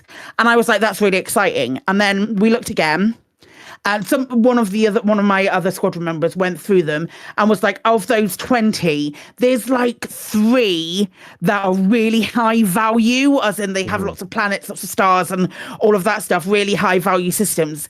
Now, we've talked about like doing the BGS and doing expansion and stuff, and feeling like the galaxy, when we've been trying to expand, feeling like the galaxy is far smaller than we were expecting it to be. So my excitement comes from the fact that we're going to be able to populate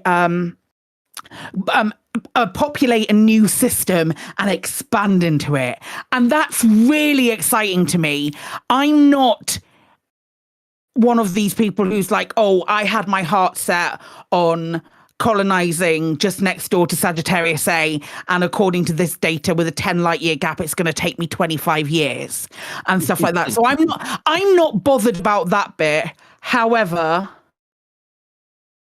I still, looking at it, 10 still seems a little bit short for me. I'd love to see that just like eked out to either 15 or 20. But that's my one problem. Everything else, I was delirious. Is it my birthday? Is this the thing that I need? Excellent. Alec, you next. Yeah, I was going to chip in, but I'll talk anyway, I guess. On the range thing, I haven't done this, but if you've been playing as long as I have, cast your minds way, way back to that very first Sidewinder, when until you'd upgraded your FSD, you were literally stuck, as I recall, in a little cul-de-sac around the starter system. Like, you didn't have the range to. So I think it will be interesting, and I definitely plan to do this, to get myself a ship that has something like a 10 or 12 light year range and just look at the galaxy map. And I think one thing people will notice, and I think this is why they're hovering around the 10, maybe 15, is that it changes very quickly. You know, at one point, maybe 10 light years, you are kind of stuck, and you have very limited options, 2 or 3 ways you can go, maybe. But as soon as you go to 20, it explodes. Mm-hmm. Yeah. And so I think there is a little sweet spot around 15. And I think they don't want it to explode. I think I sort of like the idea that you can creep outwards from the edge of the bubble in little lines. But the minute you have a range of like 30, 40, you can just go anywhere, and it's no longer lines. It's just this explosion of dots appearing everywhere, and there's no kind of. I'm not big either way, but I can see why they're keeping it small. On the thing in general, 2 things I wanted to mention, or one actually mostly, was just on the placing settlements and like literally being able to rotate the planets and plop it down where you want, which, yeah, as I said on the show, is exactly what I wanted. That's what I sort of dreamt and didn't in my wildest dreams imagine that they would actually let us do. So I'm super happy about that. My only remaining thing now, aside from whatever the dreaded cost of this is going to be, and I'm going to get my dreams up and then discover I just can't afford it.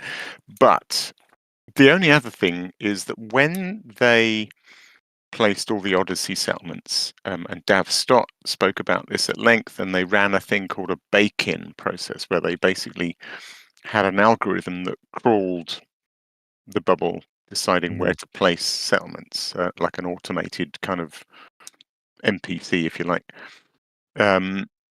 They set a limit that no two settlements could be closer than 250 kilometers for whatever reason. I mean, you can imagine you don't want two settlements on top of each other, and I can imagine they just picked a number out of thin air and went, "Oh, let's make it that they can't." Now, what that made me quite sad, because there were some beautiful places in Odyssey that were like 50 kilometers apart, which meant you could literally drive an SRV from one to the other, and I don't know, that's fun. I like that. I think that's cool that you can drive you can settle, leaving one settlement behind you, and drive for not too long a time and arrive at another settlement. I really like that, and I thought it was a great shame in Odyssey that that they probably accidentally killed that bit of joy that I had. So I just hope they don't just stick that limit. I'm sort of trying to get the word out. I'm hoping Frontier will hear this somewhere or other and just think, oh yeah, let's reduce it, because otherwise I can imagine they'll just leave this limit in and make it that we can't place two settlements less than 250 kilometers apart, and that would be a shame, because I would like to be able to place things a little bit closer for fun, for emergent gameplay, shall we say. Excellent. Right, Ben. Have we lost Ben? Or have we lost me? No, we haven't you're lost there. you. I am still here. I just need to remember I muted my microphone so I could make myself a cup of tea, and I haven't unmuted it since. Professionalism, eh? As We're ever. so good at this. I know. Yeah. Well, I was being professional, not letting you listen to me make a cup of tea. But no, I'm generally, I'm very impressed and very happy with what they're doing. I'm not convinced it's something I will ever do, because it's not gameplay that actually interests me. But I was very, very worried that we were suddenly going to see people running a chain of a chain of stations to Ichabod's Reach and things like that. Mm-hmm. And I was very worried that, if they're going to give us like 500 light year range or something like that, and then boing, boing, boing, and all of a sudden you're there. So I was delighted when I heard it was going to be a 10 light year range. Because you're of the school of thought that thinks those places should remain remote. No McDonald's on the top of Everest kind of thing. That kind of thing, yeah. I mean, talking about a real life example of this, have you been to Snowdon? Yes, I have, yes. And Snowdon is a lovely mountain to climb. And then you can also take the train up and go and sit in the cafe. Yeah. And I love it, and it's great, and I love the fact that there's like a funicular railway going to the top of Snowdon. But there's an aspect of it that just takes me out of, I want to say out of game, but it's real life. Just like showing up at the summit, and then you can go get a cup of tea there. I do. That reminds me of the reviews of Ben Nevis is obviously done by people who have visited Snowdon first. We climbed all the way up. There's no railway and there's no cafe at the top. One star.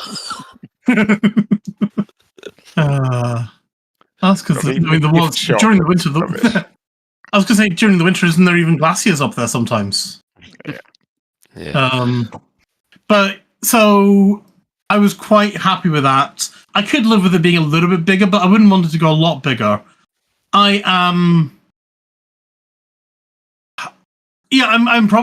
sounding very cynical here, but I really was thinking that Frontier were just going to go lowest common denominator and just say, okay, you want a planet at HIP 123A, there you go.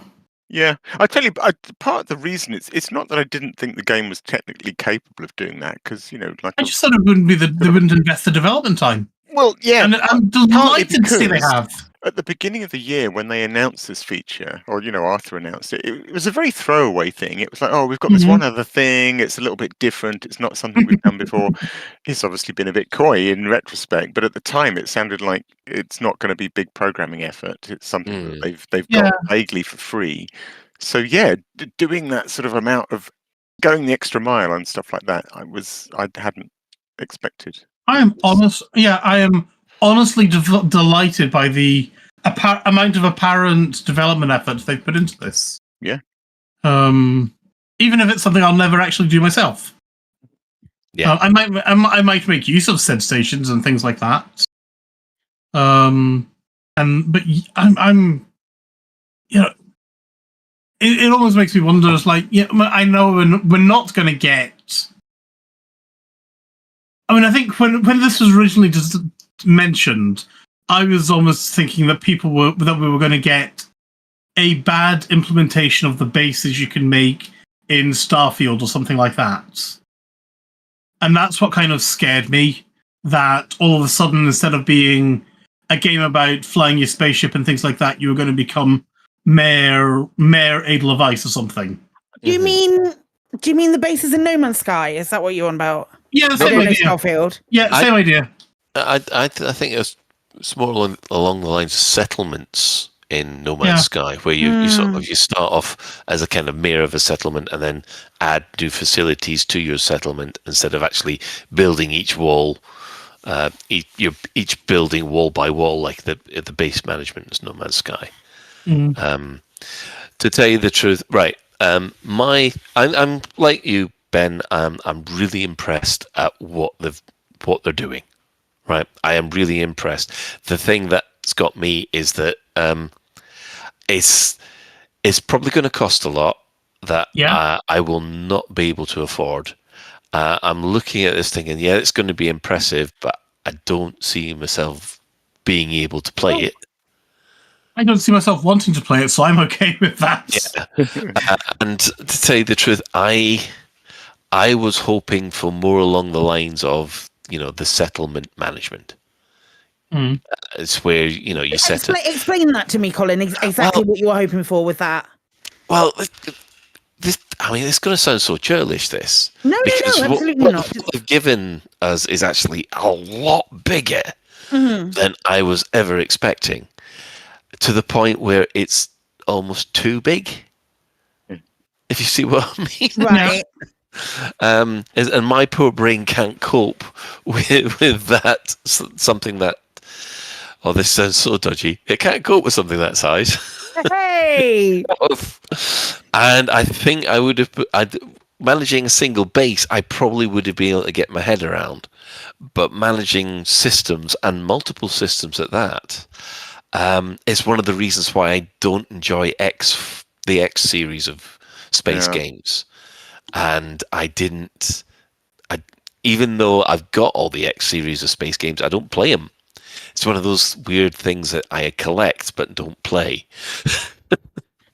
and is one of the reasons that puts me off is this kind of massive system management thing where I need tons of spreadsheets to work out what I'm doing. Right. And that's one of the reasons why I never played Eve, is because the spreadsheet.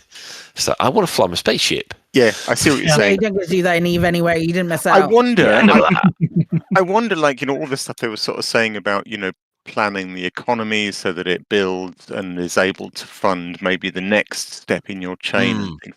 I wonder if you only have small ambitions, like suppose, in my case, I really would just like to put a couple of bases down on a planet and make it a little racetrack. I'd be very happy if I could do that.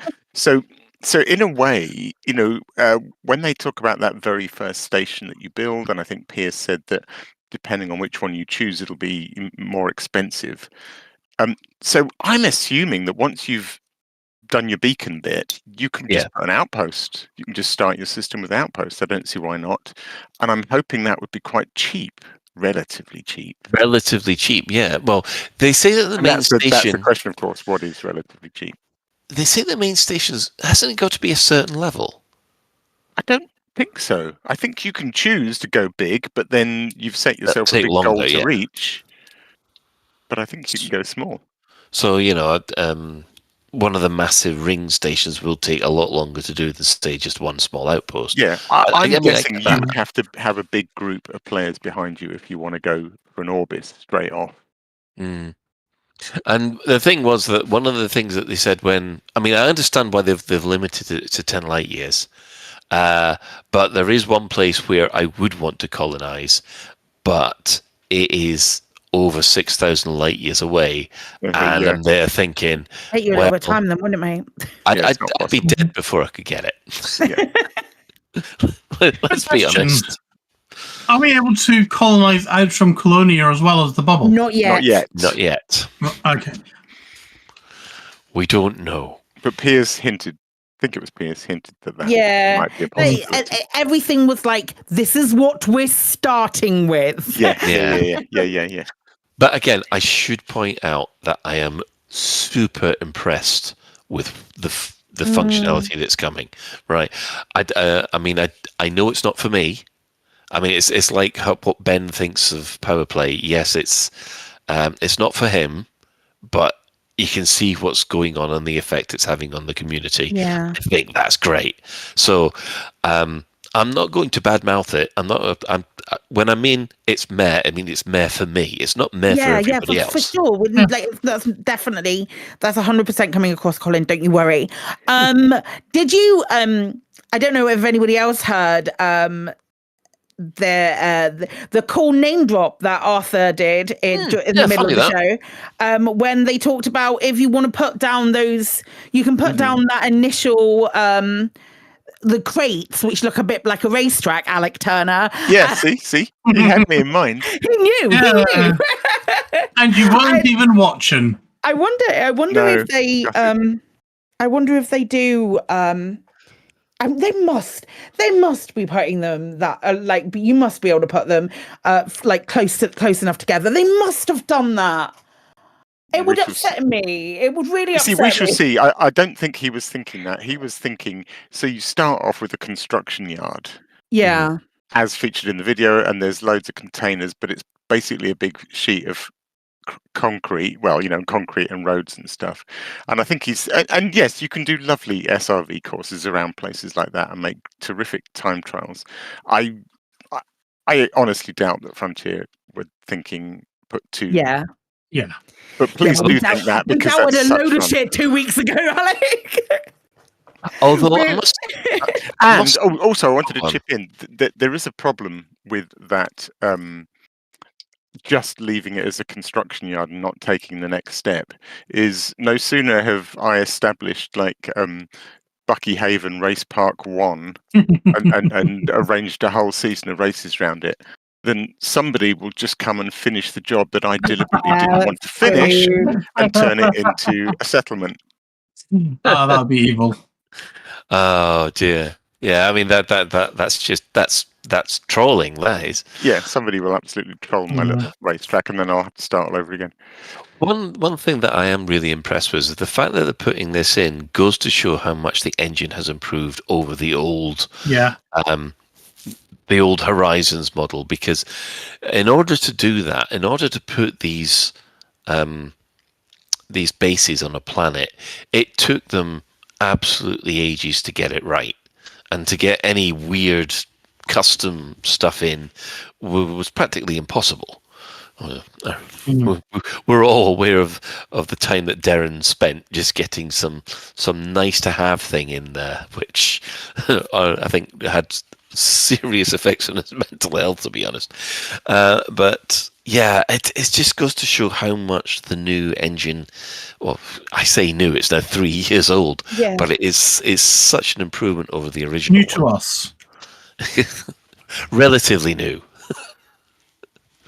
So, yeah, overall, I think positive that everybody's looking forward to it. It's one of the things that's energized the entire community. There's a reason I'm seeing my friends lists beginning to pack out again, and it's not just power play.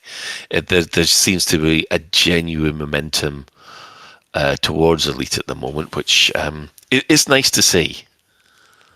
And they did they did mention beta as well, didn't they? They did. They did. They said that they were going. It's another, as Arthur was pointing out, it's another galaxy-wide system, as PowerPlay was, and that because it's that important, they are going to do a beta in the new year, which we kind of think is any time in this Q1. kind of thing needs a beta. Yeah, I hope And that it people sounds like play it's it. going to be an open one as well. I really hope that people play the beta. Please play the beta. Oh, I'm going when to it play the comes heck in. out of it. Me too, but please play the beta. I'm going to play the heck out of it because apart from anything else, it's possibly the only time I'm going to be able to afford to actually do any colonization. Good reason. actually, that's a good point. We'll have to pay the engineers and fish. Yeah.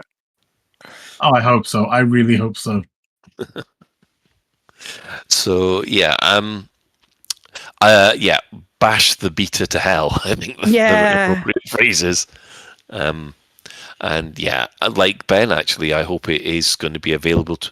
Well, it'll be available to anybody who's got Odyssey. Mm-hmm. Yeah. I want it to be open. I want, as you said, give us a whole load of money so we can do it off the cuff, and I let us hope pay that for wasn't pay in fish. I hope that wasn't a misspeak as well from Arthur saying that there is going to be a beta. Oh, don't say that. Please don't say that. Look, okay, so I don't want to like piss on anyone's bonfire, but he only mentioned beta once, right? There wasn't like a big prolonged thing of him saying. So it was kind of like a comment that was just within the middle of the thing, and I feel like the community in whole has latched onto it like, oh, I can't wait to play the beta, and I'm terrified that it's not going to be what we think it's going to be, as with a lot of things like that. But I just want us to temper our expectations. Yeah, I know, Really because dangerous community. the Odyssey beta, a lot of people were hyped about that. We all know what happened there. Yeah, you played it like a couple of times and then went back to the main game because there was nothing to do. No, the Odyssey beta was almost unplayable as well, to be honest. Yeah, I'm trying not to piss on them, but you know. It was also a bit odd in that it was rolled out in stages, if you remember. We didn't have ships to start with. We had to use taxis, and the system they chose was stupid. Huge. Yeah. Because all the good stuff was like a gazillion light years away. And I remember. 35 minutes to get anywhere. Not anymore, because we'd have the SCO, but yeah. Which is actually, that's my recommendation. Put an SCO in those blooming taxis. Shay's saying Odyssey was in beta for years on Live. Yeah, that's true. Okay, all right, Shay. God. Shay is laying down some sick burns on Frontier tonight. Oh no, we've opened the Odyssey burn door, haven't we? Oh my god! So, let's close that door before it starts drafting over the rest of the show. Vent into space. Vent it into space. Okay. Overall, everybody's excited. I think. Yep. I think the best ways to. I do like the mechanics. I think originally I was a bit 10 light years, but having discussed it with you people today, I think 10 light years is probably about right, because I don't want the bubble just to have this massive spike straight to Colonia. Yeah, to Sagittarius A. I would like I like a slow expansion of the bubble. I'm going to put good money on it ending up at 15. 15 Yeah, seems that to would be be a mine. nice number. Yeah, There are people, incidentally, Claire, I don't know if it was you or someone else earlier, was saying that you had 3 or 4 options from where you know your starting point. Yeah. I have seen quite a few people saying they've got 1 option, which is a bit restrictive. So yeah, and I think, and I'm sure 15 would change that. Yeah, opening up Inara, and I think we did that on stream on Thursday. Opening up Inara, I was like, 10 gives me like 3 to choose from, and then 15 light years gives me like 10 to choose from, and that kind of difference just by adding an extra 10 light years to the diameter of it rather than the radius is I think probably around the sweet spot, 15 or 16, or even I saw I don't know who it was, I did see someone in chat say something about the jump range of the the Apex Taxi adder is like 21 something. Is that a laden or a non-laden adder? I don't care, but around that wouldn't be too shabby either. If like around the 20 mark, between 20 and 15, would still take a really long time for people to plot in a massive direction, and I don't think you'd see the spider legs. But 10 to me is just a smidge too short. That's fine. That's fine. Well, I think since I have seen the questions, I think we shall move on. We can talk for ages about this. We've got we could talk hours, Colin. We could talk for ages. We could even talk for another show about this. We could definitely go for another show about this, but we've only got a few more for the rest of the year. Very true. Right. Moving quickly on. This is a mostly Clueless one that someone told me while I was on stream on Sunday, and I didn't believe them until I tried it. And again, this is apologies if I'm telling you all to suck eggs, but I've managed to refuel without moving. Yeah. Yeah. Yeah. That's how it works. But there are hundreds of people out there that won't. What? Plow on. No, it's fine. So I do know people don't always know this. Yeah, I was one of them. Wow. So I was always flying around the sun, constantly trying to keep my orbit at a certain level at full speed to get it. Oh gosh. Yes. So that was me, and then lo and behold, someone says, "Cut your thrust." I went, "What? How am I supposed to keep fuel coming in?" So I cut my thrust. You sweet innocent baby. Just sat there, watching the fuel gauge go up at 0 meters per second, and I went, "You bastard!" So yeah, I now know that. Yeah, I do usually just orbit the sun whilst I'm doing it, but sometimes, especially if I'm in something like my Anaconda or something that does not handle so nicely, I'll just park her off a bit. I think the thing is, like, and it's purely in the name, but like if you imagine an air scoop on something like a dragster, you know, the big air intake on the front, clearly that doesn't work unless you're moving forwards. And I think we just all in our heads picture this big funnel that clearly isn't going to work unless we're pushing it. We deploy our fuel scoop, and it scoops directly from the surface of the sun. Yeah. Yeah, well, this is the thing. That's how it worked in the old games, and the old games worked against me in this one. I assumed that the mechanic would be the same, and actually, when you watch the old videos of it, that's how it worked. It looked like the ship went round the... I've got another monthly Clueless for you, Colin, if it'll help. It's just been... Oh, God, are you just going to... It's been given by Elvis Kremen in chat. He said, do you know that you can also, when you get hyperdicted by Thargoids, you can choose to run away? I know. Big mic drop moment, and this might shock you. You can choose to run away.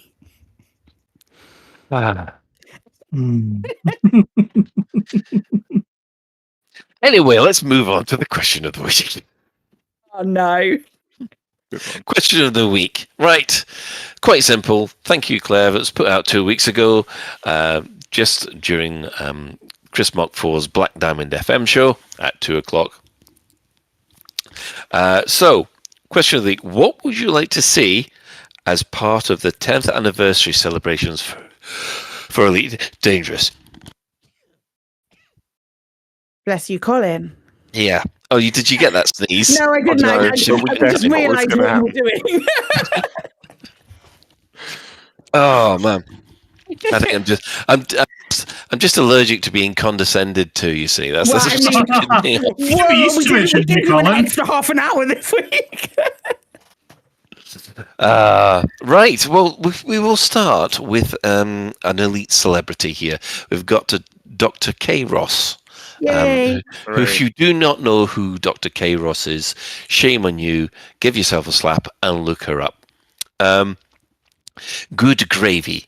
A decade since the launch, I remember the big red button and the big red button press like it was yesterday. And yeah, for those of you who don't know about this, to launch Elite Dangerous, they had David Braben looking quite sheepish, pressing a big red button that said launch. Classic. To a crowd of people. To a crowd of people who applauded politely. We are British. Yes. It reminds me of when the Frontier Expo happened and there was poor Ed on the stage going, and can you please everybody just cheer excitedly? This isn't supposed to be a polite clap. Yeah. Let's get some Star Citizen whooping. Yeah, sorry, Ed, we're British. Yeah. Claire. Yes, we have Alan Jackson, who said, would it be wrong to say the third planet of the solar system ending up looking like Alderaan? Did I pronounce Alderaan right? Yeah, Alderaan. Yeah, I've got no problems with that. Cool. Yeah. So Boom! Phoenix Blue is Soul. saying, I think it'd be great if the last of the Thargoid Titans go up right around that date. Looking at AXI's progress, it's a distinct possibility. Oh, and maybe a clue to Raxel's location. I think that'd be nice. Never gonna happen. Well, I hope you're happy now, Phoenix Blue. Yeah. Nicey says, hopefully there will be lots of meetups and group events to go and take part in. Here's we the need to do next something. 10. We should, shouldn't we? We should do something. It's going to be a buckyball race very close to that There time. is going to be a buckyball. If we get our finger out and get the last one, done. I have Boggart. Answer 1, cake. Answer 2, more cake. More cake. Cake is always a good answer. Always. But cake's the lie. Not in Elite. That's a different video game that you're thinking about. Well, it's either that or it's Eddie Izzard or Cake or Death. And then we True. run out of cake and then we're just left with or death. So...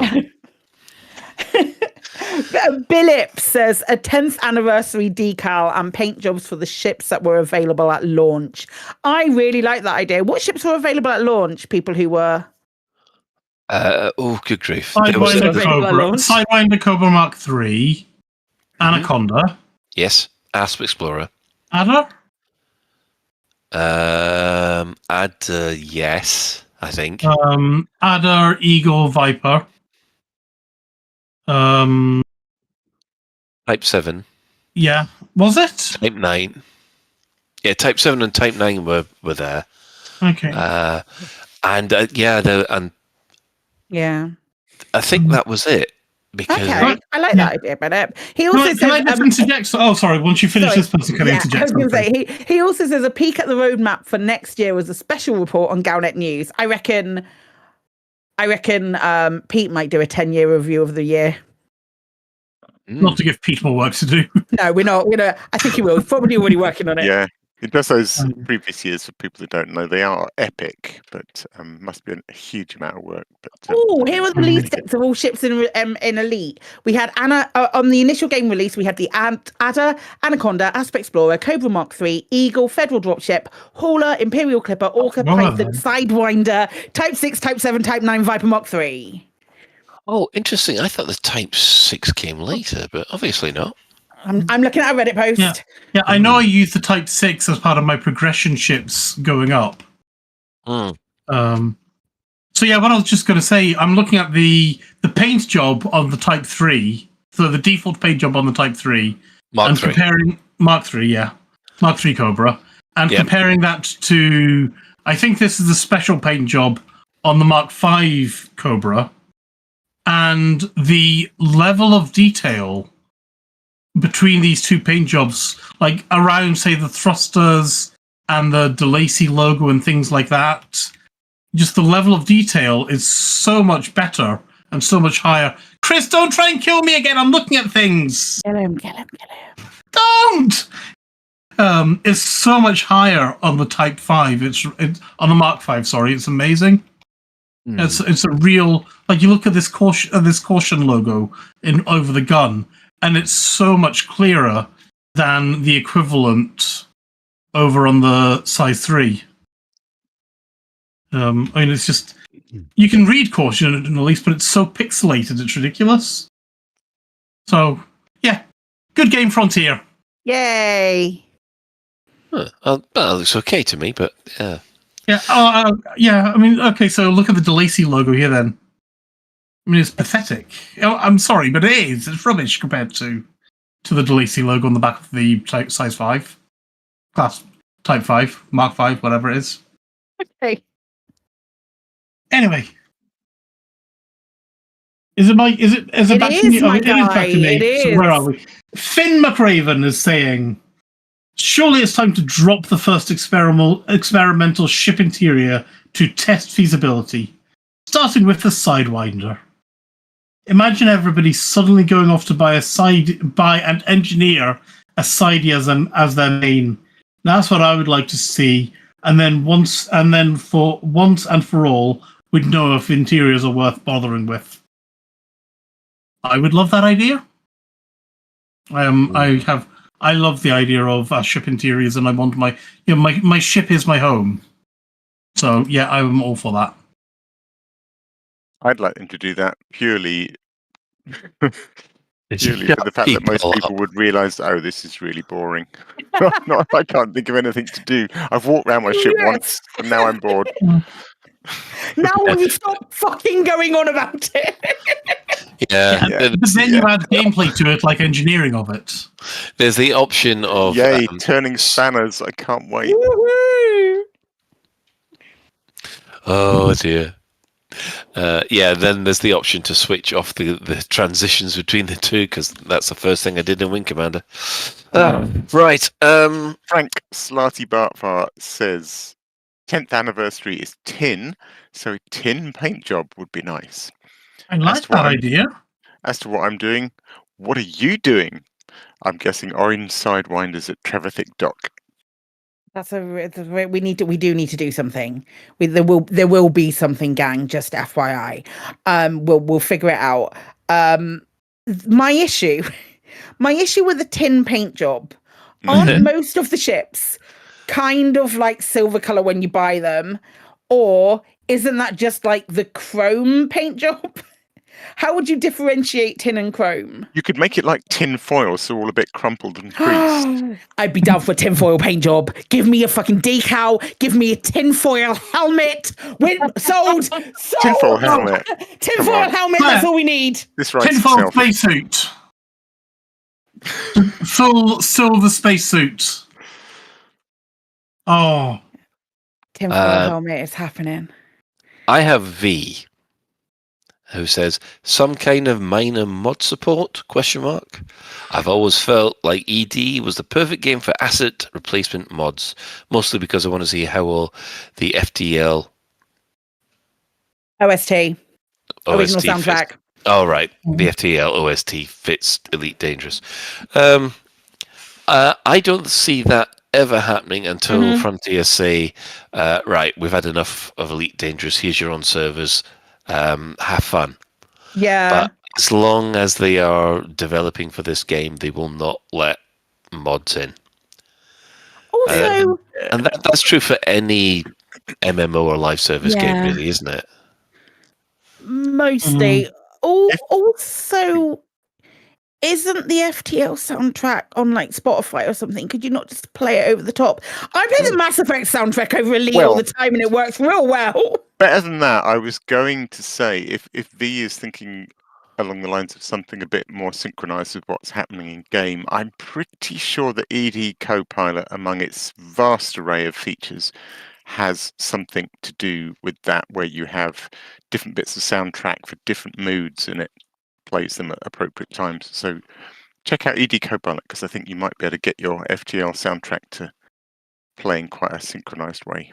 Yeah. I mean, I know what V's on about, because the reason that Freelancer is such a fantastic phenomenon at the moment is because of the mods that have been created for it. Oh yeah. But the only reason that mods are created for it is because Microsoft has washed its hands of it and said that we don't want to have anything to do with this anymore, and people have just kept the servers up and manually kept it going. I mean, yeah, mods would be nice, but not while Frontier is still in charge. They won't let us. Commander Hugo Tiger says new paint jobs would be great. Short and sweet, and I think that's a dead. Well, I don't want to say that's a dead certain. I've been burnt before, but I've had some really good experience in predicting things from Frontier recently. So I think I'd like to say that we'll almost certainly get a decal. Wireframe Cobra Mark III. Come on, bring it back. You know you want to. Tin wireframe Golden Mark III. Just to differentiate it. So Profane Pagan saying, I would love to watch a documentary film about the development of ED. Isn't there several? Made by Frontier, I assume. Possibly, yeah. And the fantastic people behind it. Imagine a feature from NoClip. But realistically, I'd like them to revive the merch shop. I'm disappointed that they shut it down before the 10th anniversary. Fingers crossed for Limpet plushies. Oh, I want a Thargoid plushie. Can you imagine a Thargoid plushie would be cute? Can I imagine a Thargoid plushie? I've written 2 adverts for him. Yeah. Yeah, we need these things. I can't imagine it at all in the science. We need these things. Can you imagine if they did do a Tickle Me Thargoid? Oh my god. I didn't realise they'd actually shut down the merch store. Yeah, they had. I knew it was basically just a Spreadshirt thing. But that shows how little I used it. Yeah, I've got a couple of T-shirts. They were quality. They had nice little Frontier tags on the sleeves and stuff. When they did proper merch before they turned it into the Spreadshirt thing, I did buy T-shirts from them. Right. And then they took it away from their stuff, where they were stocking their Frontier basically had their stock of stuff and was shipping it out, and then they basically outsourced it off to Spreadshirt or somebody like that. And then it was shit. Okay, I didn't know that. Interesting. I have Zulu Romeo as shouted out in Community Corner, who says, Titan pending. I'm planning to head to Sagittarius A-Star in my Cobra Mark III for my annual pilgrimage this weekend. He did it. Hooray. Well done. It'll be 10 years this week since I made that first fateful journey. I might do it the old-fashioned way in the 21 light-year range armed setup I had back in the day. That's a nice idea. Yeah, I'm not actually quite sure what he did do it in, because I think he was definitely hoping to come back to give Thargoids a kicking. But Yeah. he probably won't be getting back anytime soon if he's in a 21 light-year ship. Viking Zero. I haven't given it much thought, so I haven't given it must thought, so I love the game and would enjoy over 5,000 hours. This is really confusing me here. Have I stopped? I think it's a couple of miss. Yeah, I thought I'd like to say thank you to Estella to get it. No, it's a couple of mistypes, mate. Yeah. All right. Okay. So basically, I've got over 5,000 hours. I love the game for what it is, and would love to say to FDev, thank you for your hard work and keep it up. Perfect. Sorry for mangling that Viking Zero. Epsilon Orbital says, apart from the whereabouts of Rackstar, I think a paint job and decal would be nice. Perhaps an in-game event of some sort would be pretty neat too. Well, the destruction of Earth is going to be a good one. I think so. # spoilers. Can you imagine? We'd had the heads up for it and got a spoiler? Can you Nothing imagine? says Christmas like destroying the earth. Yeah, 100%. And no doctor to defend it. Here we go.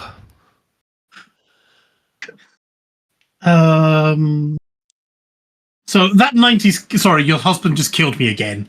Okay. That 90s kid is saying, what's going to happen in 2025?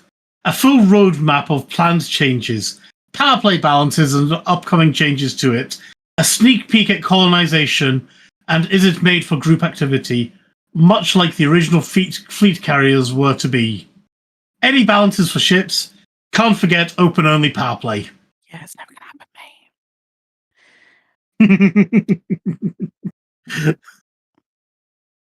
Right, Commander Ventura, similar to an earlier one, actually says, I would like to see a film showing the history with past and present FDev teams, contributors including David Braben, Michael Brooks, and authors of the ED books.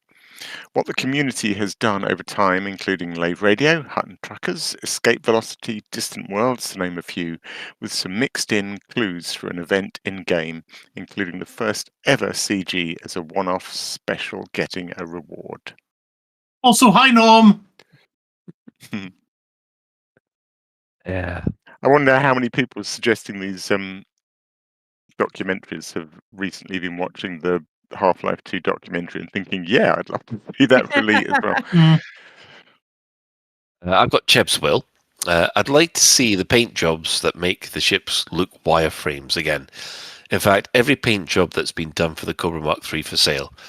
Some sort of puzzle mission, like the Halloween and Christmas ones with a Cobra theme. I might get a Spectrum emulator back on the PC and set it up with a full-length loading from a tape file to show the young'un what we had to do for loading back in my day. Don't do it. Don't do it. Don't do it. They look at you like, Dad, you I'm so sorry for you. Hey, look, it's a save icon in real. You 3D printed it. Yeah. I might buy a stock Cobra Mark III for the week, only allow myself 100 credits, and do trading only for the week, playing the game old school. Great. No ski. Now ski, one of the two. I'd like to see an unofficial and deniable statement referencing Dante, Greek mythology, landscape gardening and tourist stations, constellation grouping, certain passages in Alan Stroud's PhD thesis, disabled missions, forgotten CG puzzles, Freemasonry, undeciphered numeric emissions, apparently random lines in the galaxy map, mysterious permit locks, recon type wordplay, unrecorded Lave con occurrences, and so on, which, when spectrally analysed, shows an incredibly vague hint that Waxler is out there. 10 years is the 10th anniversary of all. Appropriate headgear should be assumed. Amazing. I love that. That was a brilliant.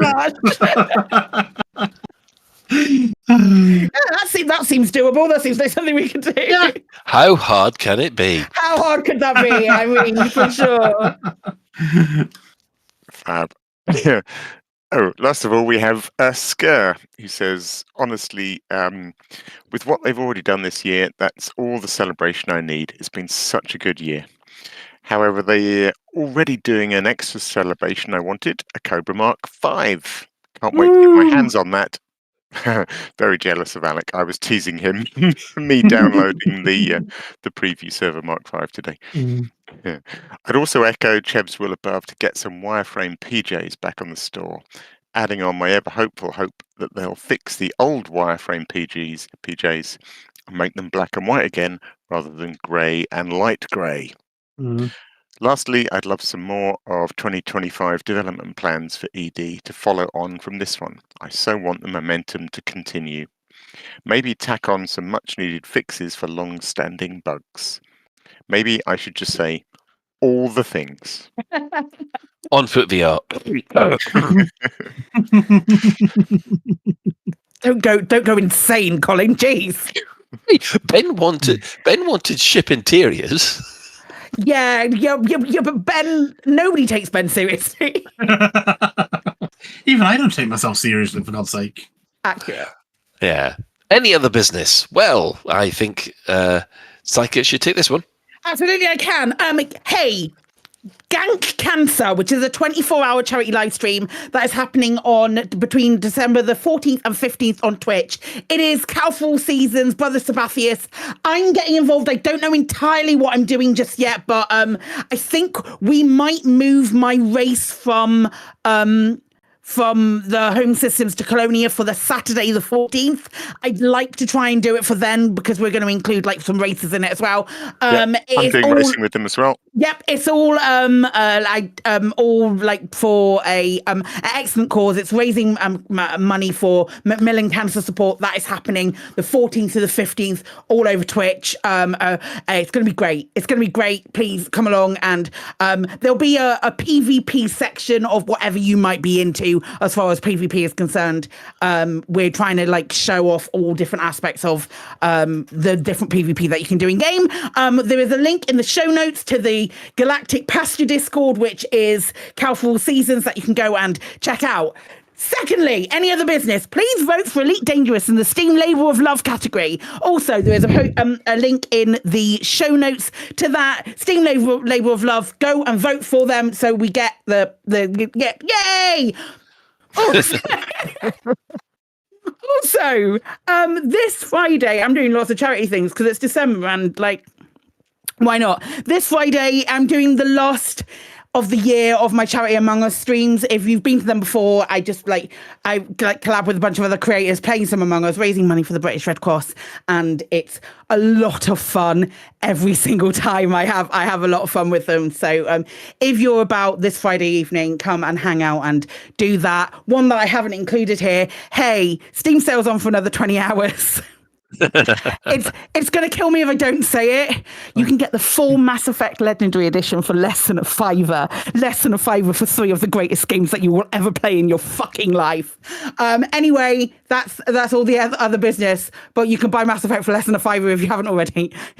Is Andromeda in there as well? No. Fair enough. No, but that's also quite cheap too. Right. Well, that ends this, so we'll do the shout-outs. So our sister station, Hutton Orbital Radio, it broadcasts on a Thursday at 8:30. You can tune in at twitch.tv at Hutton Orbital Truckers, or if you just want the audio, go to radio.forthemug.com. For the discerning commander who likes a bit of CQC action, you can check out the CQC Discord at discord.me/Elite Dangerous CQC. Right, we also should be giving out shout-outs to the following Elite Dangerous podcasts. That would be the Guard Frequency, who do other space games as well and speak for themselves and not for everybody. And also there's the Loose Screws as well, though. Those cheese-loving... cheese-loving pilots, I think the best phrase is. Following on this, we have a Galnet News Digest, as provided by Commander Wotherspoon and Commander Beetlejude. We'll just like to thank all those who have chipped in the Twitch chat and the in-game commanders that we've had this time. We've had Commander Boggart, we've had Ben, we've had Soccer42. Nice of you. And of course, the Chris Mark V has been popping around and blowing up Ben, which is always a good thing. Special thanks, of course, go to Commanders Tokuso, JN Trax, and Alan Stroud, who have created music that we use on the show. But that's it for another episode of Lave Radio. If you'd like to get in touch with the show, you can find the contact links in the home/contact us menu for on the laveradio.com website. Do let us know if you have any questions or if there's anything you'd like us to discuss in a future episode. Lave Radio is recorded live on a Tuesday evening at 8:30 and streamed out on laveradio.com/live. So, thanks to Claire. I just let the funky music wait. Bye. Thanks to Alec. My headset's working again. Yay! Bye. Woo! Both ears? Both ears? Yes. Excellent. Thanks to Ben. Good night. Good night. And special thanks goes to today's tech specialist. That'd be Packet Crisps. Him. Yes. Him. So until next time, Commanders. Fly safe, and if you can't do that, fly dangerous.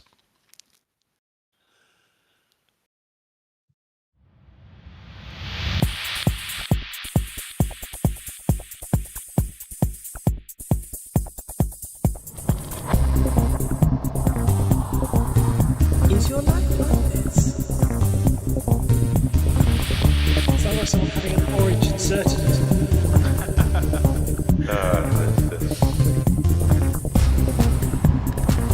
Need a safe word. Space can be lonely.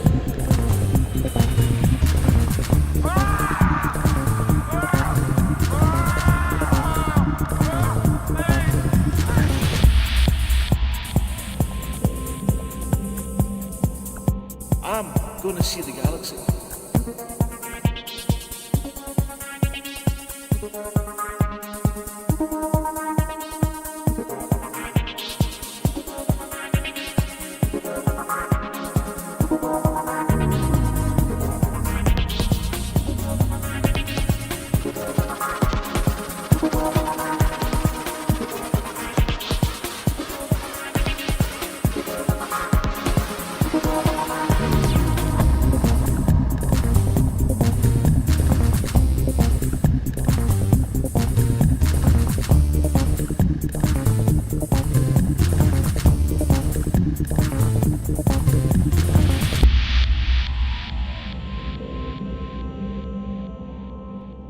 Ah, damn it. No worries, guys. Hold the fort for 2 seconds. I'll be right back.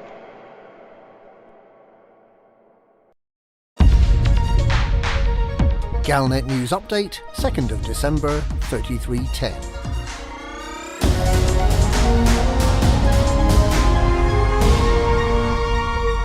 The Thargoid invasion of Sol is inevitable, and a full evacuation is no longer possible. That is the stark assessment given by Federal Defence Secretary Colin Montgomery.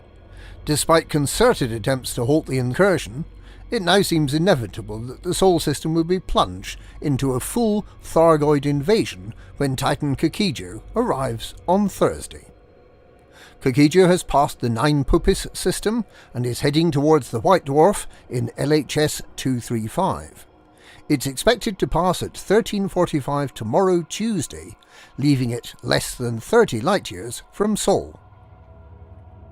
The evacuation effort is in full swing. Citizens with their own spacecraft are urged to leave immediately.